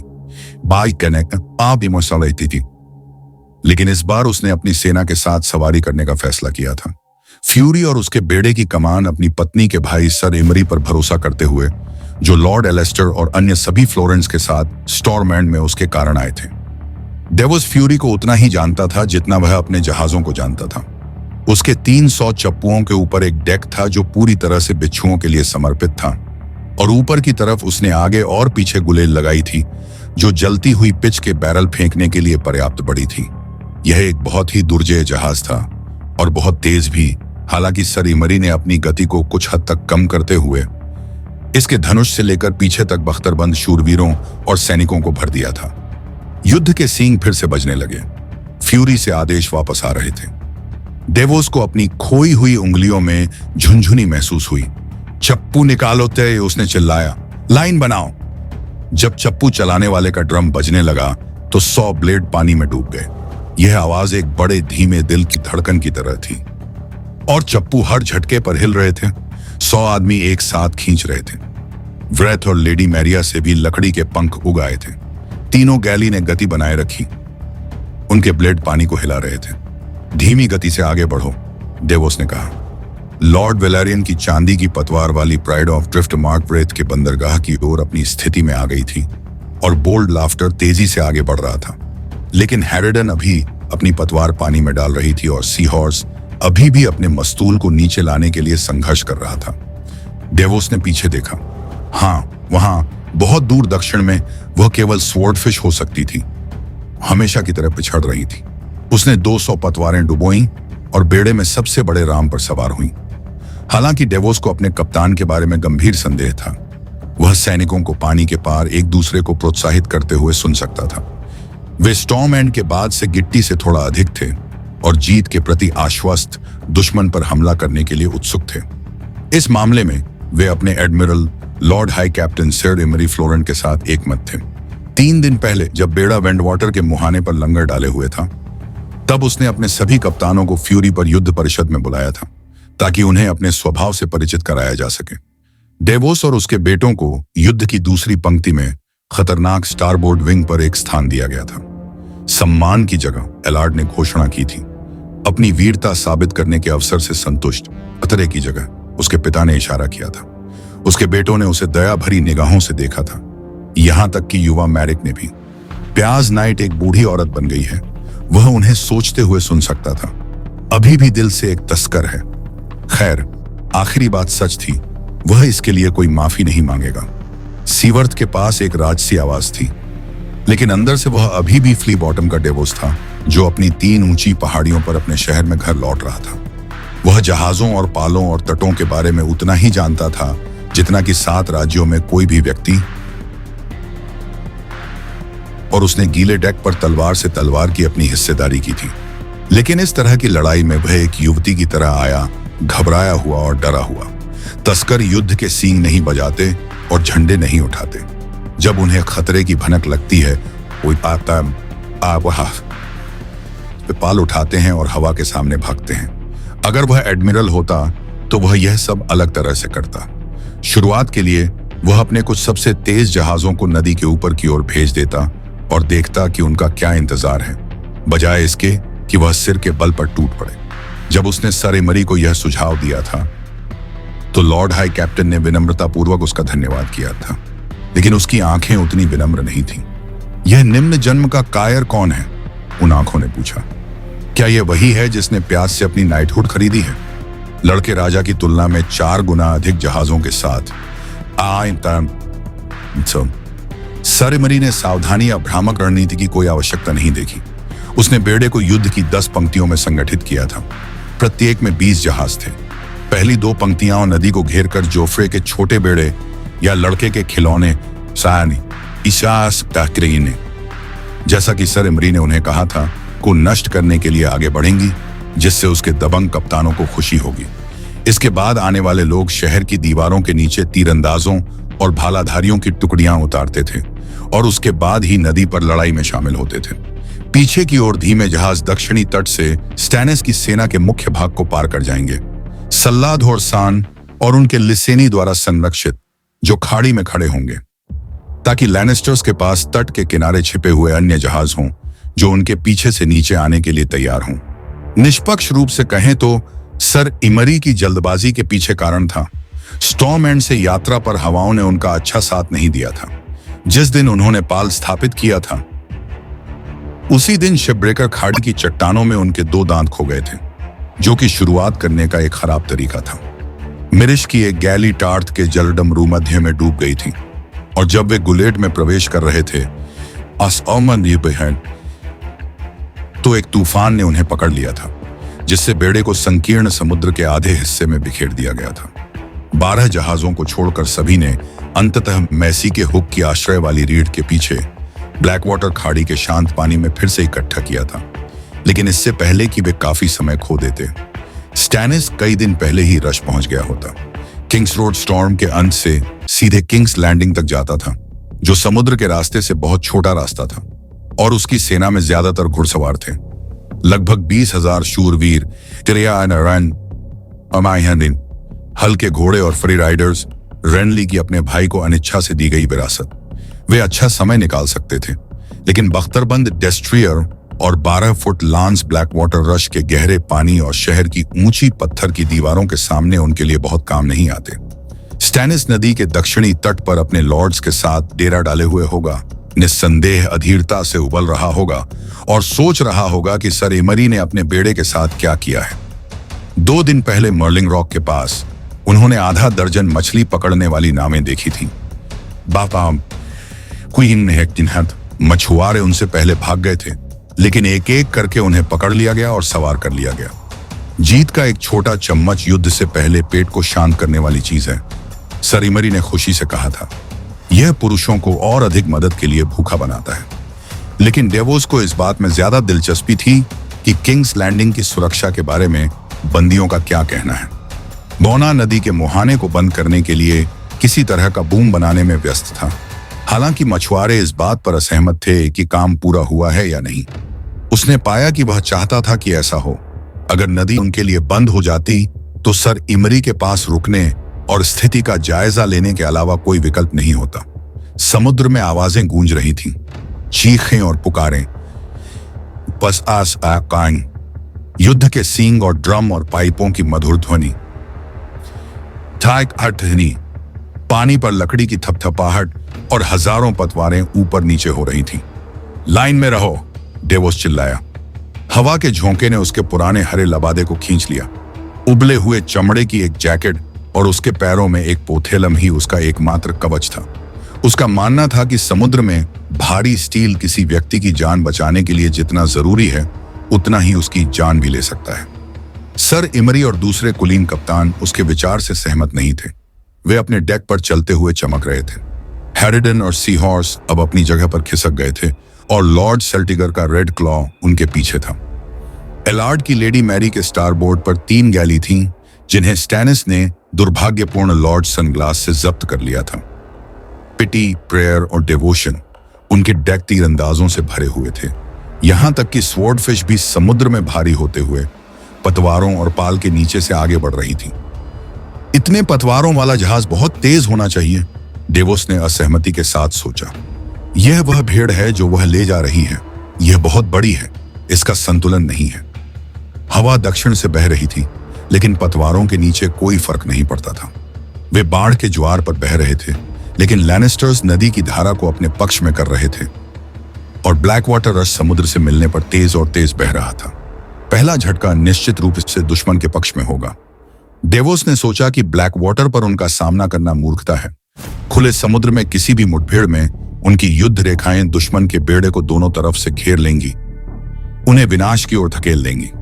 हालांकि नदी पर सर इमरी के जहाजों की संख्या और वजन कम मायने रखते थे। वे 20 से ज्यादा जहाजों को एक साथ नहीं रख सकते थे, ताकि वे अपने पतवारों को उलझाकर एक दूसरे से टकराने का जोखिम न उठाएं। युद्ध पोतों की लाइन से परे डेवोस एगॉन की हाई हिल पर रेड कीप को देख सकता था, जो नींबू के आसमान के नीचे अंधेरा था और नीचे रश का मुंह खुला हुआ था। नदी के उस पार दक्षिणी तट पुरुषों और घोड़ों से काला था, जो गुस्से में चींटियों की तरह हिल रहे थे, क्योंकि उन्हें जहाजों की नजर लग गई थी। स्टैनिस ने उन्हें बेड़ा बनाने और तीर चलाने में व्यस्त रखा होगा। फिर भी इंतजार करना सहन करना मुश्किल होता। उनके बीच से तुरही बजने लगी, छोटी और बेशर्म, जल्द ही हजारों चिल्लाहटों की गर्जना में दब गई। डेवोस ने अपनी उंगलियों की हड्डियों को पकड़े हुए थैली के चारों ओर अपना छोटा हाथ बंद किया और किस्मत के लिए एक मौन प्रार्थना की। फ्यूरी खुद युद्ध की पहली पंक्ति का केंद्र होगी, जिसके दोनों ओर लॉर्ड स्टेफन और स्टैग ऑफ द सी होंगे, जिनमें से प्रत्येक में 200 चप्पू होंगे। बंदरगाह और स्टारबोर्ड विंग पर सैकड़ों थे। Lady Harra, Bright Fish, Laughing Lord Sea Demon, Horned Honor, Ragged Jenna, Trident 3, Swift Sword, Princess Rhaenys, Dog's Nose, Sceptre, Faithful, Red Raven, Queen Alysanne, Cat, Courageous and Dragon's Bane. हर कड़ी से भगवान के लाल, पीले और नारंगी रंग के प्रकाश के उग्र हृदय की धारा बह रही थी। डेवोस और उसके बेटों के पीछे शूरवीरों और दबंग कप्तानों की कमान वाली सैकड़ों की एक और पंक्ति थी, और फिर छोटी धीमी मृष टुकड़ी जिसमें से कोई भी 80 से ज्यादा पतवार नहीं चला रहा था। पीछे से पाल वाले जहाज, कैरक और भारी भरकम बड़े बड़े दांते आते थे, और सबसे आखिर में सल्लाधोरसान अपने गर्वित वैलेरियन में एक ऊंची 300 अपनी विशिष्ट धारीदार पतवारों के साथ अपनी बाकी गैलियों से आगे बढ़ते थे। तेज तर्रार लिसेनी राजकुमार को रियर गार्ड नियुक्त किए जाने से खुशी नहीं हुई थी, लेकिन यह स्पष्ट था कि सर इमरी को स्टैनिस जितना ही उस पर भरोसा था। बहुत सारी शिकायतें और उस सोने के बारे में बहुत सारी बातें जो उसे मिलना था, फिर भी डेवोस को खेद था। सल्लाधोरसान एक साधन संपन्न बूढ़ा समुद्री डाकू था, और उसके चालक दल जन्मजात नाविक थे जो लड़ाई में निडर थे। वे पीछे बर्बाद हो गए। सर इमरी हमले का संकेत दे रहे थे। आहू आहू, स्वॉर्ड फिश आखिरकार लाइन में शामिल हो गई थी, हालांकि उसने अभी भी अपनी पाल उठाई हुई थी। तेज क्रूज, डेवोस चिल्लाया। ढोल और तेजी से बजने लगा और स्ट्रोक तेज हो गए। छप्पू के ब्लेड पानी को काट रहे थे। छप छप छप छप छप छप। डेक पर सैनिकों ने तलवार को ढाल से टकराया, जबकि तीरंदाजों ने चुपचाप अपने धनुष को ताड़ दिया और अपने बेल्ट पर लगे तरकश से पहला तीर निकाला। युद्ध की पहली पंक्ति की गैली ने उसकी दृष्टि को स्पष्ट कर दिया, इसलिए डेवोस बेहतर दृश्य की तलाश में डेक पर चहलकदमी करने लगा। उसने किसी धमाके का कोई संकेत नहीं देखा। नदी का मुहाना खुला था, मानो उन सभी को निगल जाएगा, सिवाय तस्करी के दिनों में। डेवोस अक्सर मजाक में कहा करते थे कि वे किंग्स लैंडिंग के तट को अपने हाथ के पिछले हिस्से से कहीं बेहतर जानते हैं, क्योंकि उन्होंने अपने जीवन का एक अच्छा हिस्सा अपने हाथ के पिछले हिस्से से अंदर बाहर छिपकर नहीं बिताया था। ब्लैक वाटर के मुहाने पर एक दूसरे के सामने खड़े कच्चे नए पत्थर के छोटे छोटे टावर शायद सर इमरी फ्लोरेंट के लिए कोई मायने नहीं रखते थे, लेकिन उनके लिए ऐसा लगता था जैसे उनकी उंगलियों से 2 अतिरिक्त उंगलियां निकल आई हों।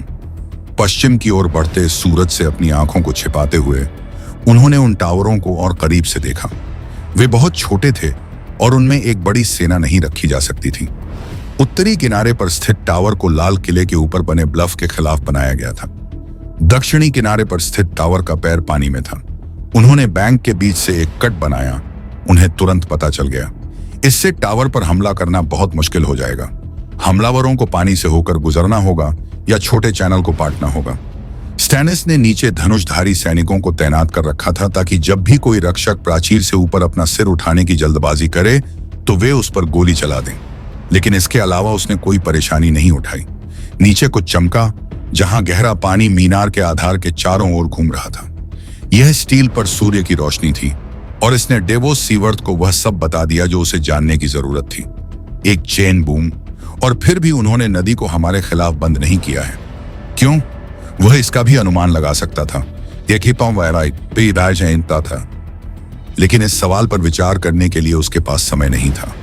आगे के जहाजों से एक चिल्लाहट उठी और युद्ध के सींग फिर से बज उठे। दुश्मन उनके सामने था। सेप्टायर और फेथफुल के चमकते हुए चप्पुओं के बीच डेवोस ने नदी के पार खींची गई गैलियों की एक पतली रेखा देखी। जब वह तस्कर था तो उसे हमेशा यह जानकर सुरक्षित महसूस होता था कि क्षितिज पर पाल तेज जहाज या धीमे जहाज को दर्शाता है। और क्या उसका कप्तान गौरव के लिए भूखा एक युवा व्यक्ति है या अपने दिन काट रहा एक बूढ़ा व्यक्ति? आहू उज़गो, युद्ध के सींगों ने पुकारा। युद्ध की गति, डेवोस चिल्लाया। बंदरगाह और स्टारबोर्ड पर उसने डेल और एलार्ड को एक ही आदेश देते हुए सुना।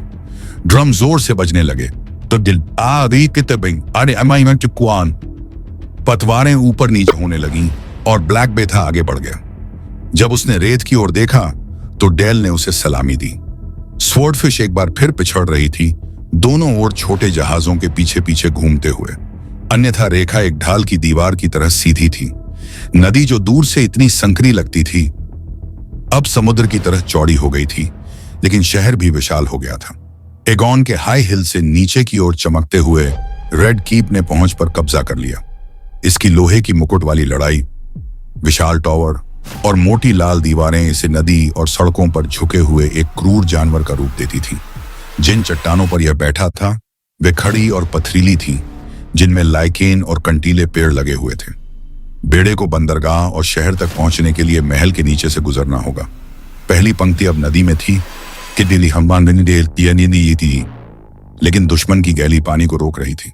उनका मतलब हमें अंदर खींचना था। वे चाहते हैं कि हम करीब से जाम हो जाएं, संकुचित हो जाएं, उनके किनारों से बचने का कोई रास्ता न हो। और हमारे पीछे वह धमाका। वह अपने डेक पर टहल रहा था, जोफ्रे के बेड़े को बेहतर ढंग से देखने के लिए अपनी गर्दन को ऊपर उठा रहा था। लड़के के खिलौनों में भारी भरकम गॉड ग्रेस उसने देखा। बूढ़ा धीमा राजकुमार एमन, सिल्क की महिला और उसकी बहन Lady's Shame, Wildwind, Kingslander, White Hart, Lance, Sea Flower शामिल थे। लेकिन लायन स्टार कहाँ था? वह सुंदर लेडी लियाना कहाँ थी, जिसका नाम राजा रॉबर्ट ने उस नौकरानी के सम्मान में रखा था जिसे उसने प्यार किया था और खो दिया था? और राजा रॉबर्ट का हथौड़ा कहाँ था? वह शाही बेड़े में सबसे बड़ी युद्ध गैली थी। 400 पतवार, एकमात्र युद्धपोत जो लड़के राजा के पास था, जो फ्यूरी को मात देने में सक्षम था। अधिकार के अनुसार उसे किसी भी रक्षा का दिल बनना चाहिए था। डेवोस ने एक जाल का स्वाद चखा, फिर भी उसने अपने पीछे किसी भी दुश्मन के आने का कोई संकेत नहीं देखा। केवल स्टैनिस बाराथियोन का विशाल बेड़ा अपने व्यवस्थित रैंकों में पानी के क्षितिज तक फैला हुआ था। क्या वे जंजीर उठाएंगे और हमें 2 टुकड़ों में काट देंगे? वह नहीं देख सका कि इससे क्या फायदा होगा। खाड़ी में छोड़े गए जहाज अभी भी शहर के उत्तर में लोगों को उतार सकते थे। एक धीमी गति से पार करना, लेकिन सुरक्षित। टिमटिमाते नारंगी पक्षियों का एक दल महल से उड़ा। उनमें से 20 या 30 थे, जलते हुए पिच के बर्तन नदी के ऊपर आग की लपटें फैलाते हुए। पानी ने अधिकांश को खा लिया, लेकिन कुछ ने युद्ध की पहली पंक्ति में गैली के डेक को पाया। जब वे टूट गए तो आग फैल गई।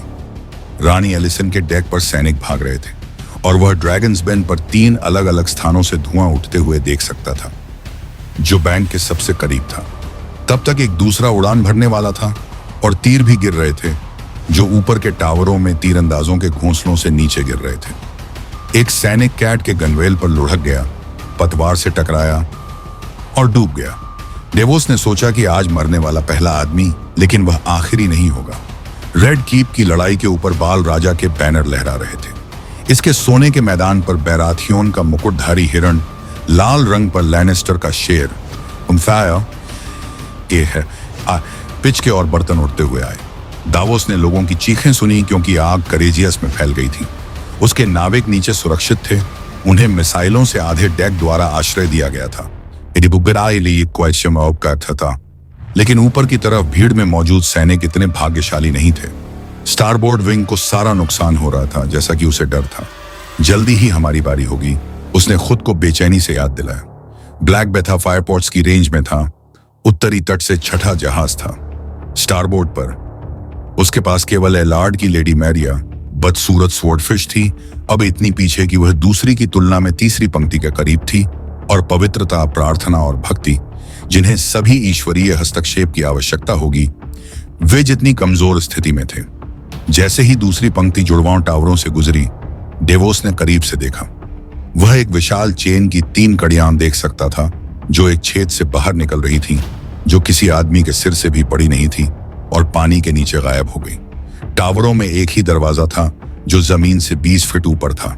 उत्तरी टावर की छत पर धनुर्धारी प्रार्थना और भक्ति पर नीचे की ओर गोलियां चला रहे थे। भक्ति पर सवार तीरंदाजों ने जवाबी गोलियां चलाईं। ओ अलम, और डेवोस ने एक आदमी को चिल्लाते हुए सुना, क्योंकि तीर उसे लग गए थे। कैप्टन सर, उसका बेटा मैथोस उसकी कोहनी पर था। आपका पतवार। डेवोस ने इसे दोनों हाथों से लिया और अपने सिर के ऊपर सरका दिया। पोर्ट हेल्म बिना छज्जे का था। उसे अपनी दृष्टि बाधित होने से नफरत थी। तब तक पिच पॉट उनके चारों ओर बरस रहे थे। उसने लेडी मरिया के डेक पर एक को टूटते देखा, लेकिन एलार्ड के दल ने जल्दी से उसे बाहर निकाल दिया। बंदरगाह की ओर ड्रिफ्ट मार्ग के गौरव से युद्ध के सींग बज रहे थे। पतवारों ने हर झटके के साथ पानी की बौछारें फेंकी। मैथोस से 2 फीट की दूरी पर एक बिच्छू का गज लंबा शावक नीचे आया और डेक की लकड़ी में धंस गया। शादी है पाम दहाड़ता हुआ। आगे पहली पंक्ति दुश्मन की भीतर थी। जहाजों के बीच तीरों की उड़ानें उड़ रही थीं, जो हमलावर सांपों की तरफ फुफकार रही थीं। ब्लैक वाटर के दक्षिण में डेवोस ने देखा कि लोग कच्चे राफ्ट को पानी की ओर खींच रहे थे,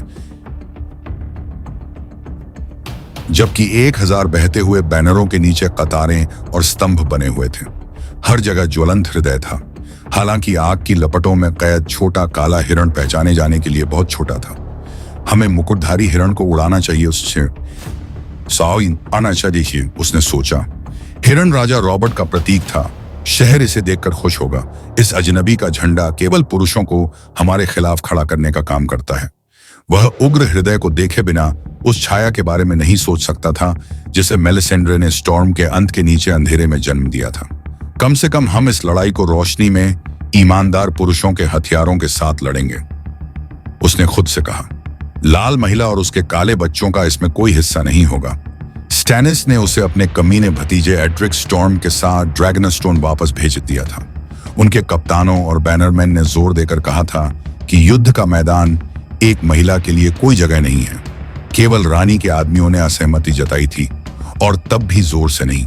वह गए हफ्ते की गायन हूं। फिर भी राजा उन्हें मना करने के कगार पर था, जब तक कि लॉर्ड ब्रायस कैरन ने कहा, महाराज, अगर जादूगरनी हमारे साथ है तो बाद में लोग कहेंगे कि यह उसकी जीत है, आपकी नहीं। वे कहेंगे कि आपको अपना ताज उसके जादू की बदौलत मिला है। इससे स्थिति बदल गई। बहस के दौरान डेवोस ने खुद अपनी जुबान बंद रखी थी, लेकिन सच कहा जाए तो उसे पीछे जाते देखकर दुख नहीं हुआ था। वह मेलिसेंड्रे या उसके भगवान से कोई संबंध नहीं रखना चाहता था। स्टारबोर्ड की ओर डिवोशन एक तख्ती को खिसकाते हुए किनारे की ओर चला गया। तीरंदाज उथले पानी में कूद पड़े। उन्होंने अपने धनुषों को सिर के ऊपर ऊंचा रखा ताकि वे अपनी डोरियों को सूखा रख सकें। वे चट्टानों के नीचे संकरी तट पर किनारे पर पहुंचे। महल से पत्थर उछलकर उनके बीच आ गिरे, और तीर और भाले भी, लेकिन कोण बहुत तीखा था और मिसाइलों से बहुत कम नुकसान हुआ। प्रेयर 2 दर्जन गज ऊपर की ओर उतरा और पिटी किनारे की ओर झुकी हुई थी जब रक्षक नदी के किनारे से नीचे आए। उनके युद्ध के घोड़ों के खुरों से उथले पानी की धार निकल रही थी। शूरवीर तीरंदाजों के बीच भेड़ियों की तरह गिर पड़े, उन्हें जहाजों की ओर और नदी में वापस खदेड़ दिया, इससे पहले कि उनमें से अधिकांश तीर चला पाते। सैनिक भाले और कुल्हाड़ी लेकर उनका बचाव करने के लिए दौड़े, और 3 दिल की धड़कनों में दृश्य खून से लथपथ अराजकता में बदल गया। डेवोस ने हाउंड के कुत्ते के सिर वाले पतवार को पहचान लिया। अपने घोड़े पर सवार होकर प्रार्थना के डेक पर चढ़ते समय उसके कंधों से एक सफेद लबादा लहरा रहा था, और जो भी उसकी पहुंच में आता उसे काट देता। महल के बाहर किंग्स लैंडिंग अपनी पहाड़ियों पर चारों ओर की दीवारों के पीछे उभरी हुई थी। नदी का किनारा एक काला उजाड़ था। लैनिस्टर्स ने सब कुछ जला दिया था और मडगेट के भीतर वापस आ गए थे। डूबे हुए मलबे के जले हुए हिस्से उथले पानी में बैठे थे, जिससे लंबे पत्थर के घाटों तक पहुंचना मुश्किल हो गया था। हमें वहां उतरना नहीं था। वह मडगेट के पीछे 3 विशाल ट्रेबुचेट के शीर्ष देख सकता था। विसेन्या की पहाड़ी पर बेलोर के ग्रेट सेप्ट के 7 क्रिस्टल टावरों से सूरज की रोशनी चमक रही थी। डेवोस ने कभी भी युद्ध को एक साथ नहीं देखा, लेकिन उसने इसे सुना। 2 गैली के एक साथ आने पर एक बड़ी टक्कर हुई। वह नहीं बता सका कि कौन से 2 थे। एक और प्रभाव पानी के ऊपर एक पल बाद गूंजा, और फिर तीसरा। लकड़ी के टुकड़े टुकड़े होने की आवाज के नीचे उसने फ्यूरी के आगे के गुलेल की गहरी गड़गड़ाहट सुनी।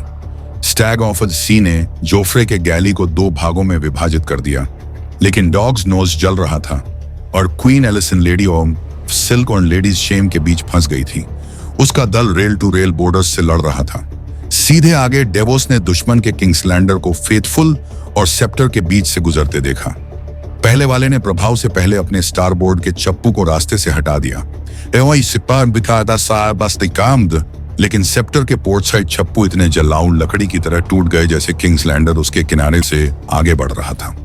ढीला, डेवोस ने आदेश दिया और उसके धनुर्धारियों ने पानी के पार बाणों की एक भयंकर वर्षा की। उसने किंग्सलैंडर के कप्तान को गिरते देखा और उस आदमी का नाम याद करने की कोशिश की। किनारे पर महान ट्रेबुचेट की भुजाएं 1, 2, 3 उठी और 100 पत्थर पीले आसमान में ऊंचे चढ़ गए। उनमें से हर एक आदमी के सिर जितना बड़ा था। जब वे गिरे तो उन्होंने पानी की बड़ी धारें छोड़ी, ओक के तख्तों को तोड़ दिया और जीवित लोगों को हड्डियों, गूदे और चर्बी में बदल दिया। नदी के उस पार पहली पंक्ति लगी हुई थी।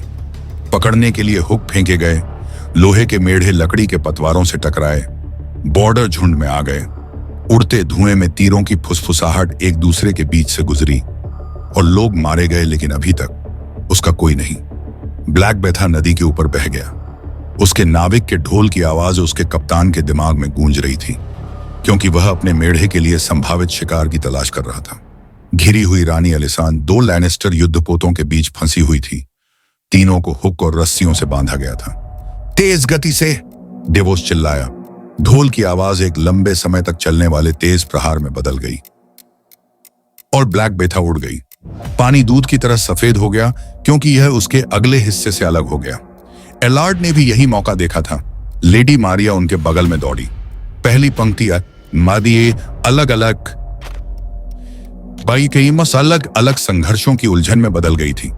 3 उलझे हुए जहाज आगे की ओर मुड़े।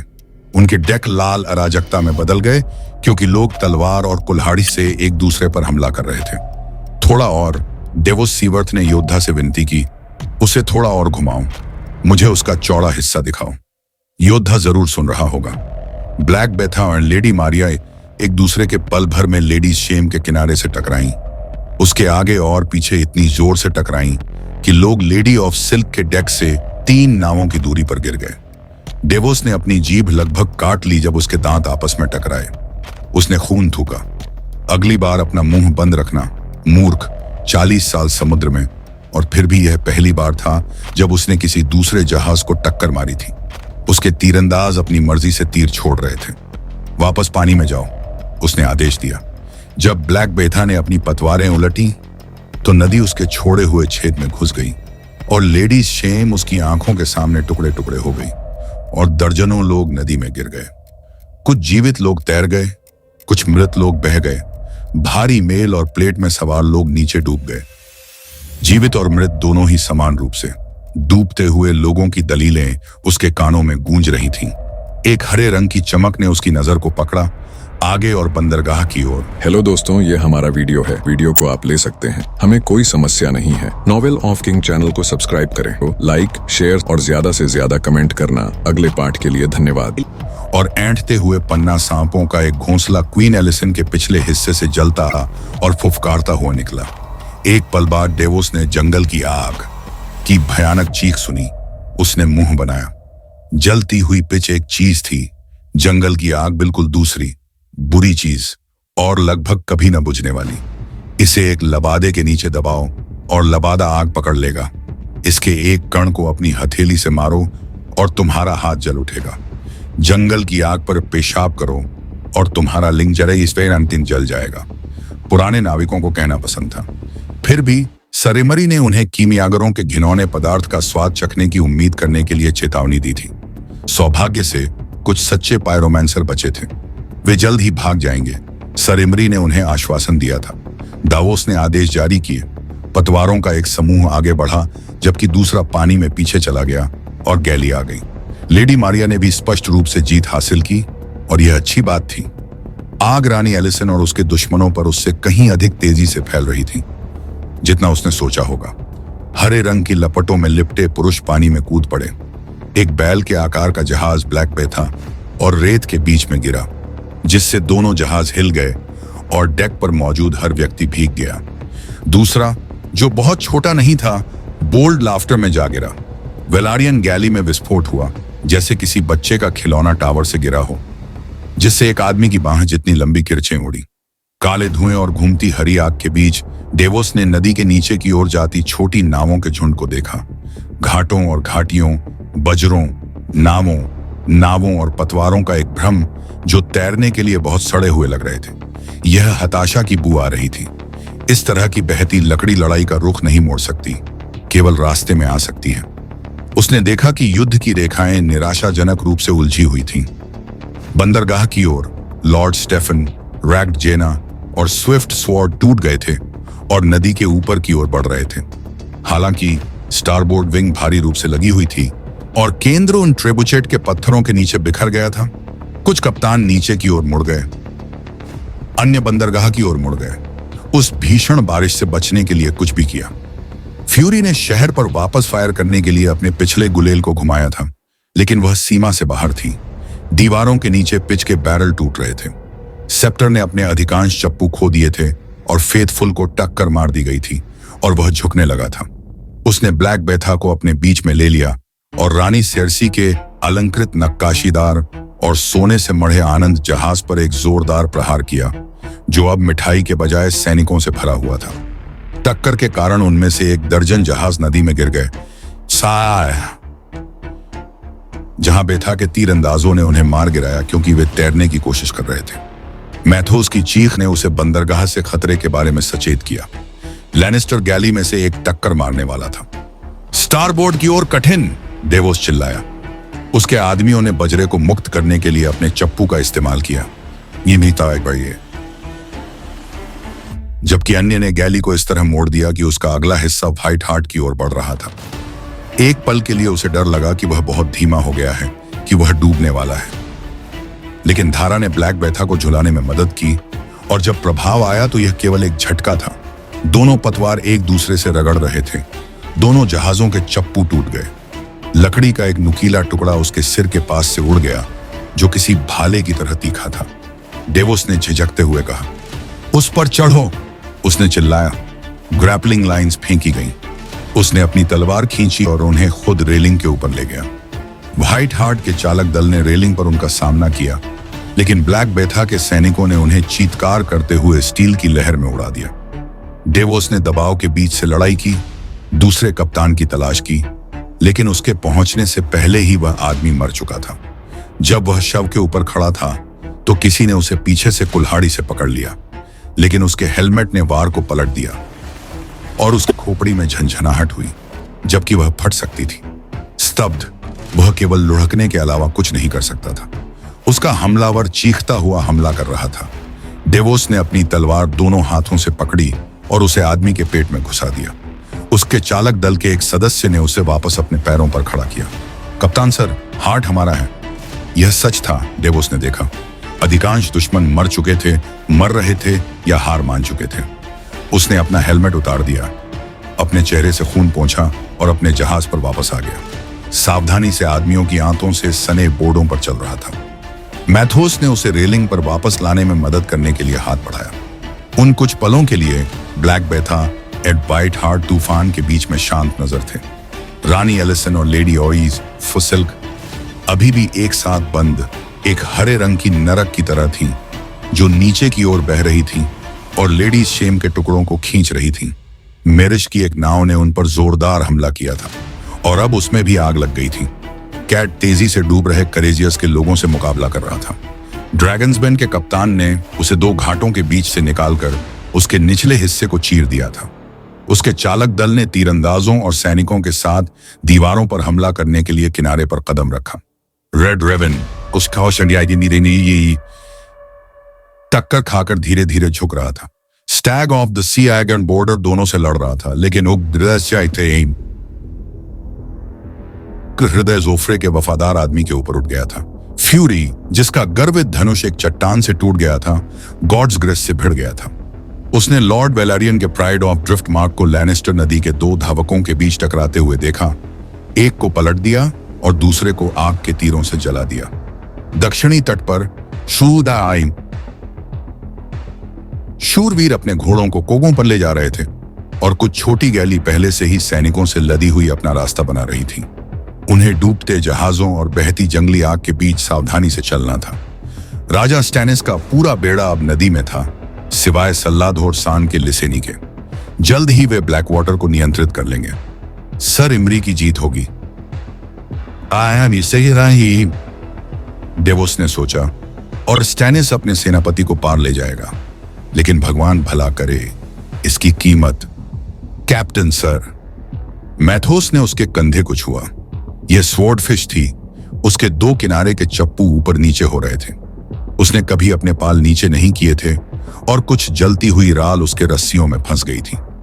डेवोस के देखते ही देखते आग फैल गई, रस्सियों और पालों के ऊपर से रेंगती हुई, जब तक कि उसके पीछे पीली लपटें नहीं दिखने लगी। उसका भद्दा लोहे का मेढ़ा, जिस मछली से उसका नाम पड़ा था, उसके समान आकार का, उसके सामने नदी की सतह को अलग कर रहा था। सीधे आगे उसकी ओर बहते हुए और एक आकर्षक मोटा लक्ष्य पेश करने के लिए चारों ओर झूलते हुए लैनिस्टर हल्क में से एक था, जो पानी में नीचे तैर रहा था। उसके बोर्डों के बीच से धीरे धीरे हरा खून रिस रहा था। जब उसने यह देखा, डेवोस सीवर्थ का दिल धड़कना बंद हो गया। नहीं, उसने कहा, नहीं नहीं। लड़ाई की गर्जना और दुर्घटना के ऊपर मैथोस के अलावा किसी ने उसे नहीं सुना। निश्चित रूप से स्वॉर्डफिश के कप्तान ने नहीं सुना, शातन माइपा, क्योंकि वह आखिरकार अपनी भद्दी मोटी तलवार से किसी चीज पर वार करने के इरादे से था। स्वॉर्डफिश युद्ध की गति से चली गई। डेवोस ने अपने विकलांग हाथ को चमड़े की थैली को पकड़ने के लिए उठाया, जिसमें उसकी उंगलियों की हड्डियां थीं। एक पीसने, टूटने, फाड़ने वाली दुर्घटना के साथ स्वॉर्डफिश ने सड़े हुए पतवार को अलग कर दिया। उसके अंदर से डेवोस ने देखा कि हजारों टूटे हुए बर्तनों से हरियाली बह रही है। एक मरते हुए जानवर की अंतड़ियों से जहर निकल रहा है, चमक रहा है, चमक रहा है, नदी की सतह पर फैल रहा है। पीछे हटो पानी, वह दहाड़ा। दूर हटो, हमें उससे दूर करो। पीछे हटो पानी, पीछे हटो पानी। ग्रैपलिंग लाइन कट गई थी और डेवोस ने महसूस किया कि डेक उसके पैरों के नीचे हिल रहा था, क्योंकि ब्लैक बेथा ने फाइट हार्ट को धक्का देकर मुक्त कर दिया था। उसकी चप्पू पानी में फिसल गई। फिर उसने एक छोटी सी तीखी आवाज सुनी, जैसे किसी ने उसके कान में फूंक मारी हो। आधे दिल की धड़कन के बाद दहाड़ सुनाई दी। डेक उसके नीचे गायब हो गया और काले पानी ने उसके चेहरे पर वार किया। उसकी नाक और मुंह को भर दिया। उसका दम घुट रहा था, वह डूब रहा था। यह नहीं जानते हुए कि ऊपर कौन सा रास्ता है, डेवोस ने नदी को अंधाधुंध तरीके से पार किया, जब तक कि वह अचानक सतह पर नहीं आ गया। उसने पानी उगल दिया, हवा में सांस ली, मलबे के सबसे नजदीकी टुकड़े को पकड़ लिया और उसे थामे रखा। स्वॉर्डफिश और हल्क चले गए थे। काले हो चुके शरीर उसके बगल में नीचे की ओर बह रहे थे और दम घुटने वाले लोग धुआं उगलती लकड़ी के टुकड़ों से चिपके हुए थे। 50 फीट ऊंचा हरे रंग की लौ का घूमता हुआ दानव नदी पर नाच रहा था। उसके 1 दर्जन हाथ थे, प्रत्येक में एक चाबुक था, और जो कुछ भी वे छूते थे वह आग में बदल जाता था। उसने ब्लैक बेथा को जलते हुए देखा। एंड वाइट हार्ट और लॉयल मैन दोनों तरफ थे। पवित्रता, बिल्ली, साहसी, राजदंड, लाल रेवन, हैरिडन, वफादार, रोश, वे सभी ऊपर चले गए थे। किंग्सलैंडर और गॉड्स ग्रेस भी। दानव अपने ही लोगों को खा रहा था। लॉर्ड बेलारियन का चमकता हुआ प्राइड ओवेन ड्रिफ्ट मार्क मोड़ने की कोशिश कर रहा था, लेकिन दानव ने उसकी चांदी जैसी पतवारों पर एक आलसी हरी उंगली फिराई और वे कई मोमबत्तियों की तरह भड़क उठे। एक पल के लिए ऐसा लगा जैसे वह लंबी चमकदार मशालों के 2 किनारों से नदी को सहला रही हो। तब तक धारा ने उसे अपने दांतों में जकड़ लिया था, उसे इधर उधर घुमाते हुए। उसने जंगल की आग के एक तैरते हुए टुकड़े से बचने के लिए लात मारी। मेरे बेटे, ये बेईमान और पैर बे, डेवोस ने सोचा, लेकिन गर्जनापूर्ण अराजकता के बीच उन्हें खोजने का कोई तरीका नहीं था। जंगल की आग से लदा एक और भारी जहाज उसके पीछे ऊपर आया। ब्लैक वाटर खुद अपने बिस्तर में उबलता हुआ लग रहा था और जलते हुए स्पार्स और जलते हुए आदमी और टूटे हुए जहाजों के टुकड़े हवा में भर गए। मैं खाड़ी में बह रहा हूं, वहां यह उतना बुरा नहीं होगा। उसे किनारे पर आने में सक्षम होना चाहिए। वह एक अच्छा तैराक था। सल्लाधोर सान की गैली भी खाड़ी में होगी। सर इमरी ने उन्हें दूर रहने का आदेश दिया था और फिर धारा ने उसे फिर से घुमाया और डेवोस ने देखा कि नीचे की ओर क्या उसका इंतजार कर रहा था। जंजीर। भगवान हमें बचाए, उन्होंने जंजीर उठा दी है। जहां नदी ब्लैक वाटर बे में चौड़ी हो गई, बूम तना हुआ था, पानी से महज 2 या 3 फीट ऊपर। पहले ही 1 दर्जन गैली इसमें दुर्घटनाग्रस्त हो चुके थे और धारा दूसरों को उनके खिलाफ धकेल रही थी। लगभग सभी जल चुके थे और बाकी भी जल्द ही जल जाएंगे। डेवोस सल्लाधोर सान के जहाजों के धारीदार पतवारों को देख सकता था, लेकिन वह जानता था कि वह कभी उन तक नहीं पहुंच पाएगा। लाल गर्म स्टील, धधकती लकड़ी और घूमती आहमती हरी लौ की एक दीवार उसके सामने फैली हुई थी। ब्लैक वाटर रश का मुंह नरक के मुंह में बदल गया था। टायरियन एक गॉर्गोयल की तरह गतिहीन, इस स्टैनिस के बेड़े का आधा हिस्सा जल गया। साथ ही जोफ्रे का अधिकांश हिस्सा भी जल गया। जंगल की आग के चुंबन ने गर्वित जहाजों को अंतिम संस्कार की चिता में बदल दिया और लोगों को जीवित मशालों में बदल दिया। हवा धुएं, तीरों और चीखों से भरी हुई थी। नीचे की ओर आम लोग और उच्च कुल के कप्तान समान रूप से गर्म हरी मौत को अपने राफ्ट और कैरक और फेरी की ओर घूमते हुए देख सकते थे, जो ब्लैक वाटर की धारा पर बह रहे थे। मिरिज गैली के लंबे सफेद चप्पू पागल सेंटीपीड के पैरों की तरह चमक रहे थे, जैसे वे आने के लिए संघर्ष कर रहे हों। लेकिन यह अच्छा नहीं था। सेंटीपीड के पास भागने के लिए कोई जगह नहीं थी। शहर की दीवारों के नीचे 1 दर्जन से ज्यादा बड़ी आग भड़की हुई थी, जहां जलती हुई पिच के पीपे फट गए थे। लेकिन जंगल की आग ने उन्हें जलते हुए घर में मोमबत्तियों से ज्यादा कुछ नहीं रहने दिया।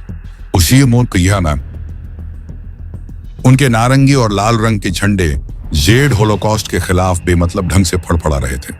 कम बादलों ने जलती हुई नदी के रंग को पकड़ लिया और आकाश को हरे रंग की बदलती हुई छायाओं में ढक दिया, जो भयावह रूप से सुंदर था।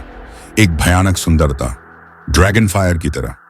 टायरियन ने सोचा कि क्या एगॉन द कॉन्करर ने ऐसा महसूस किया होगा जब वह अपने फायर फील्ड के ऊपर से उड़ रहा था। भट्टी की हवा ने उसके लाल रंग के लबादे को उठाया और उसके नंगे चेहरे पर वार किया। फिर भी वह दूर नहीं जा सका। उसे होर्डिंग्स से जयकारे लगा रहे सुनहरे लबादों का थोड़ा बहुत एहसास था। उनके साथ जुड़ने के लिए उसके पास कोई आवाज नहीं थी। यह आधी जीत थी। यह पर्याप्त नहीं होगा। उसने देखा कि राजा एरिस के चंचल फलों से भरे हुए एक और जहाज को भूखी लपटों ने अपनी चपेट में ले लिया है। नदी से जलते हुए जेड का एक फव्वारा उठ रहा था। धमाका इतना तेज था कि उसे अपनी आंखें ढकनी पड़ी। 30 और 40 फीट ऊंचे आग के गुबार पानी पर नाच रहे थे, रहते थे, चटक रहे थे और फुफकार रहे थे। कुछ पलों के लिए उन्होंने चीखों को दबा दिया। पानी में सैकड़ों लोग थे, डूब रहे थे या जल रहे थे या दोनों में से कुछ कर रहे थे। क्या तुम उन्हें चीखते हुए सुन रहे हो स्टैनिस? क्या तुम उन्हें जलते हुए देख रहे हो? यह तुम्हारा काम है जितना मेरा। ब्लैक वाटर के दक्षिण में पुरुषों के उस उबलते हुए समूह में स्टैनिस भी देख रहा था। टायरियन जानता था, उसे अपने भाई रॉबर्ट की तरह युद्ध की प्यास कभी नहीं थी। वह पीछे से, रिजर्व से लॉर्ड टाइविन लैनिस्टर की तरह कमान संभालता था। ऐसा लगता है कि वह अभी एक युद्ध के घोड़े पर बैठा था, चमकीले कवच पहने हुए, उसके सिर पर उसका मुकुट। वेरीज कहते हैं लाल सोने का मुकुट, जिसके सिरे आग की लपटों के आकार में बने हैं। मेरे जहाज। जोफ्रे की आवाज फटी हुई थी जब वह दीवार के ऊपर से चिल्लाया, जहां वह प्राचीर के पीछे अपने पहरेदारों के साथ बैठा था। राजत्व के सुनहरे घेरे ने उसके युद्ध के हेलमेट को सुशोभित किया। मेरे राजा का जलना, रानी सेरसी, वफादार आदमी। देखो, वह सी फ्लावर है। उसने अपनी नई तलवार से इशारा किया, जहां हरी लपटें सी फ्लावर के सुनहरे पतवार को छाट रही थीं और उसके पतवारों तक पहुंच रही थीं। उसके कप्तान ने उसे नदी के ऊपर मोड़ दिया था, लेकिन इतनी जल्दी नहीं कि वह जंगल की आग से बच सके। वह बर्बाद हो चुकी थी।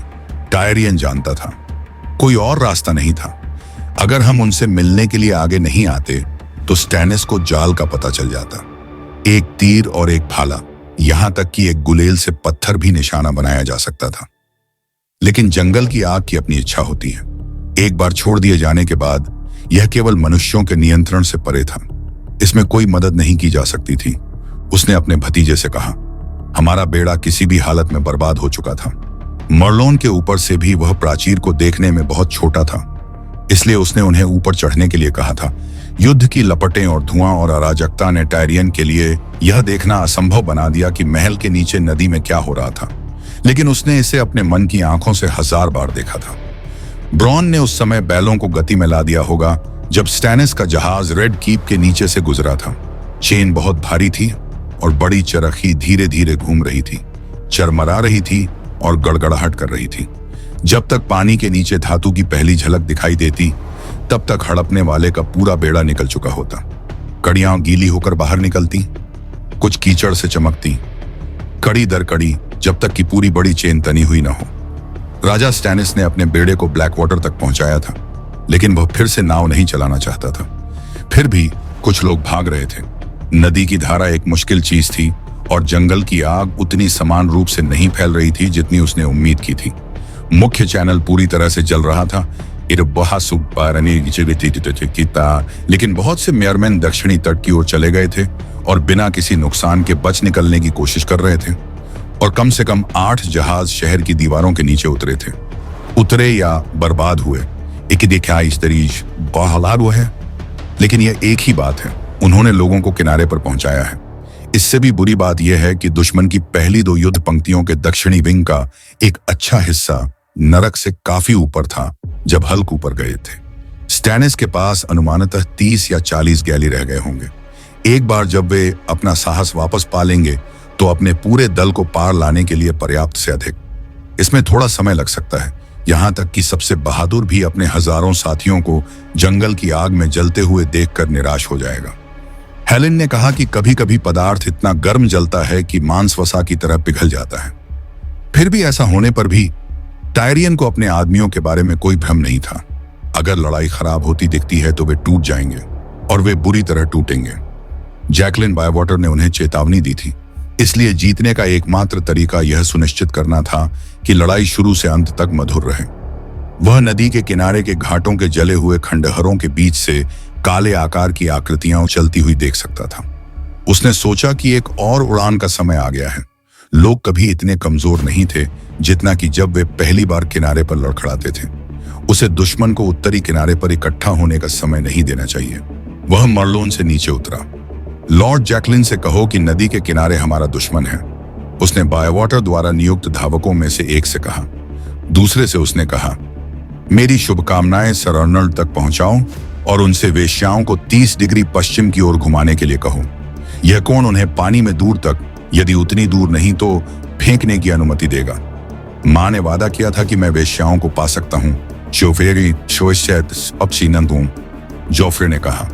टायरियन यह देखकर नाराज हुआ कि राजा ने अपने हेलमेट का छज्जा फिर से उठा लिया था। निस्संदेह लड़का उस भारी स्टील के अंदर पक रहा था, लेकिन आखिरी चीज जो उसे चाहिए थी वह थी उसके भतीजे की आंख में कोई आवारा तीर छुप जाना। उसने छज्जा बंद कर दिया। इसे बंद ही रखो महामहिम, आपका प्यारा व्यक्ति हम सभी के लिए अनमोल है। जलते हुए जहाजों पर और अधिक आग के बर्तन फेंकना व्यर्थ लग रहा था। जॉफ ने एंटलर मैन को नीचे चौक में नग्न अवस्था में बांध दिया, उनके सिर पर सींग ठोंक दिए। जब उन्हें न्याय के लिए आयरन थ्रोन के सामने लाया गया, उसने उन्हें स्टैनिस के पास भेजने का वादा किया था। एक आदमी एक बोल्डर या जलती हुई पिच के पीपे जितना भारी नहीं था और उसे काफी दूर फेंका जा सकता था। कुछ सोने के लबादे इस बात पर दांव लगा रहे थे कि क्या गद्दार ब्लैक वाटर के पार उड़ जाएंगे। इसके बारे में जल्दी करो महामहिम, उसने जोफ्रे से कहा। हम जल्द ही फिर से पत्थर फेंकने वाले ट्रेबुचेट चाहते हैं। यहां तक कि जंगल की आग भी हमेशा के लिए नहीं जलती है। जोफ्रे सर मैरिन के साथ खुश होकर जल्दी से निकल गया। लेकिन टायरियन ने सर ओस्मंड को कलाई से पकड़ लिया, इससे पहले कि वह उसका पीछा कर पाता। जो भी हो, उसे सुरक्षित रखें और उसे वहीं रखें। क्या यह समझ में आता है? जैसा आप आदेश देते हैं, सर ओस्मंड ने मुस्कुराते हुए कहा। टायरियन ने ट्रेंट और केटलब्लैक को चेतावनी दी थी कि अगर राजा को कोई नुकसान पहुंचता है तो उनके साथ क्या होगा, और जोफ्रे के पास सीढ़ियों के नीचे 1 दर्जन अनुभवी सोने के लबादे इंतजार कर रहे थे। मैं तुम्हारे दुखी कमीने की यथासंभव रक्षा कर रहा हूं सेर्सी, उसने कड़वाहट से सोचा। देखो, तुम भी अलाया के लिए ऐसा ही करो। ज्यों ही जॉफ चला गया, एक धावक हांफता हुआ सीढ़ियों पर आया। मेरे स्वामी, स्वामी जल्दी करो। उसने खुद को एक घुटने पर गिरा लिया। वे टूर्नामेंट के मैदान पर सैकड़ों लोगों को उतार चुके हैं। वे किंग्स गेट तक एक मेढ़े को लेकर आ रहे हैं। टायरियन ने गाली दी और लुढ़कते हुए सीढ़ियों की ओर बढ़ा। पॉड्रिक पेन अपने घोड़ों के साथ नीचे इंतजार कर रहा था। वे रिवर रोज से सरपट भागे पॉड और सर मैंडन मूर उसके पीछे पीछे आ रहे थे। बंद घरों में हरी छाया थी, लेकिन उनके रास्ते में कोई यातायात नहीं था। टायरियन ने आदेश दिया था कि सड़क को साफ रखा जाए ताकि रक्षक एक गेट से दूसरे गेट तक जल्दी से जा सकें। फिर भी जब तक वे किंग्स गेट पर पहुंचे तब तक वह लकड़ी पर लकड़ी की गड़गड़ाहट सुन सकता था, जो उसे बता रही थी कि बैटरिंग राम को खेल में लाया गया था। बड़े टिका की कराह एक मरते हुए विशालकाय की कराह की तरह लग रही थी। गेट हाउस चौक घायलों से अटा पड़ा था, लेकिन उसने घोड़ों की कतारें भी देखी, जिनमें से सभी घायल नहीं थे, और भाड़े के हथियार और सोने के लबादे इतने थे कि एक मजबूत स्तंभ बन सके। तैयार हो जाओ, वह चिल्लाया और जमीन पर कूद पड़ा। एक और झटके के प्रभाव से गेट हिल गया।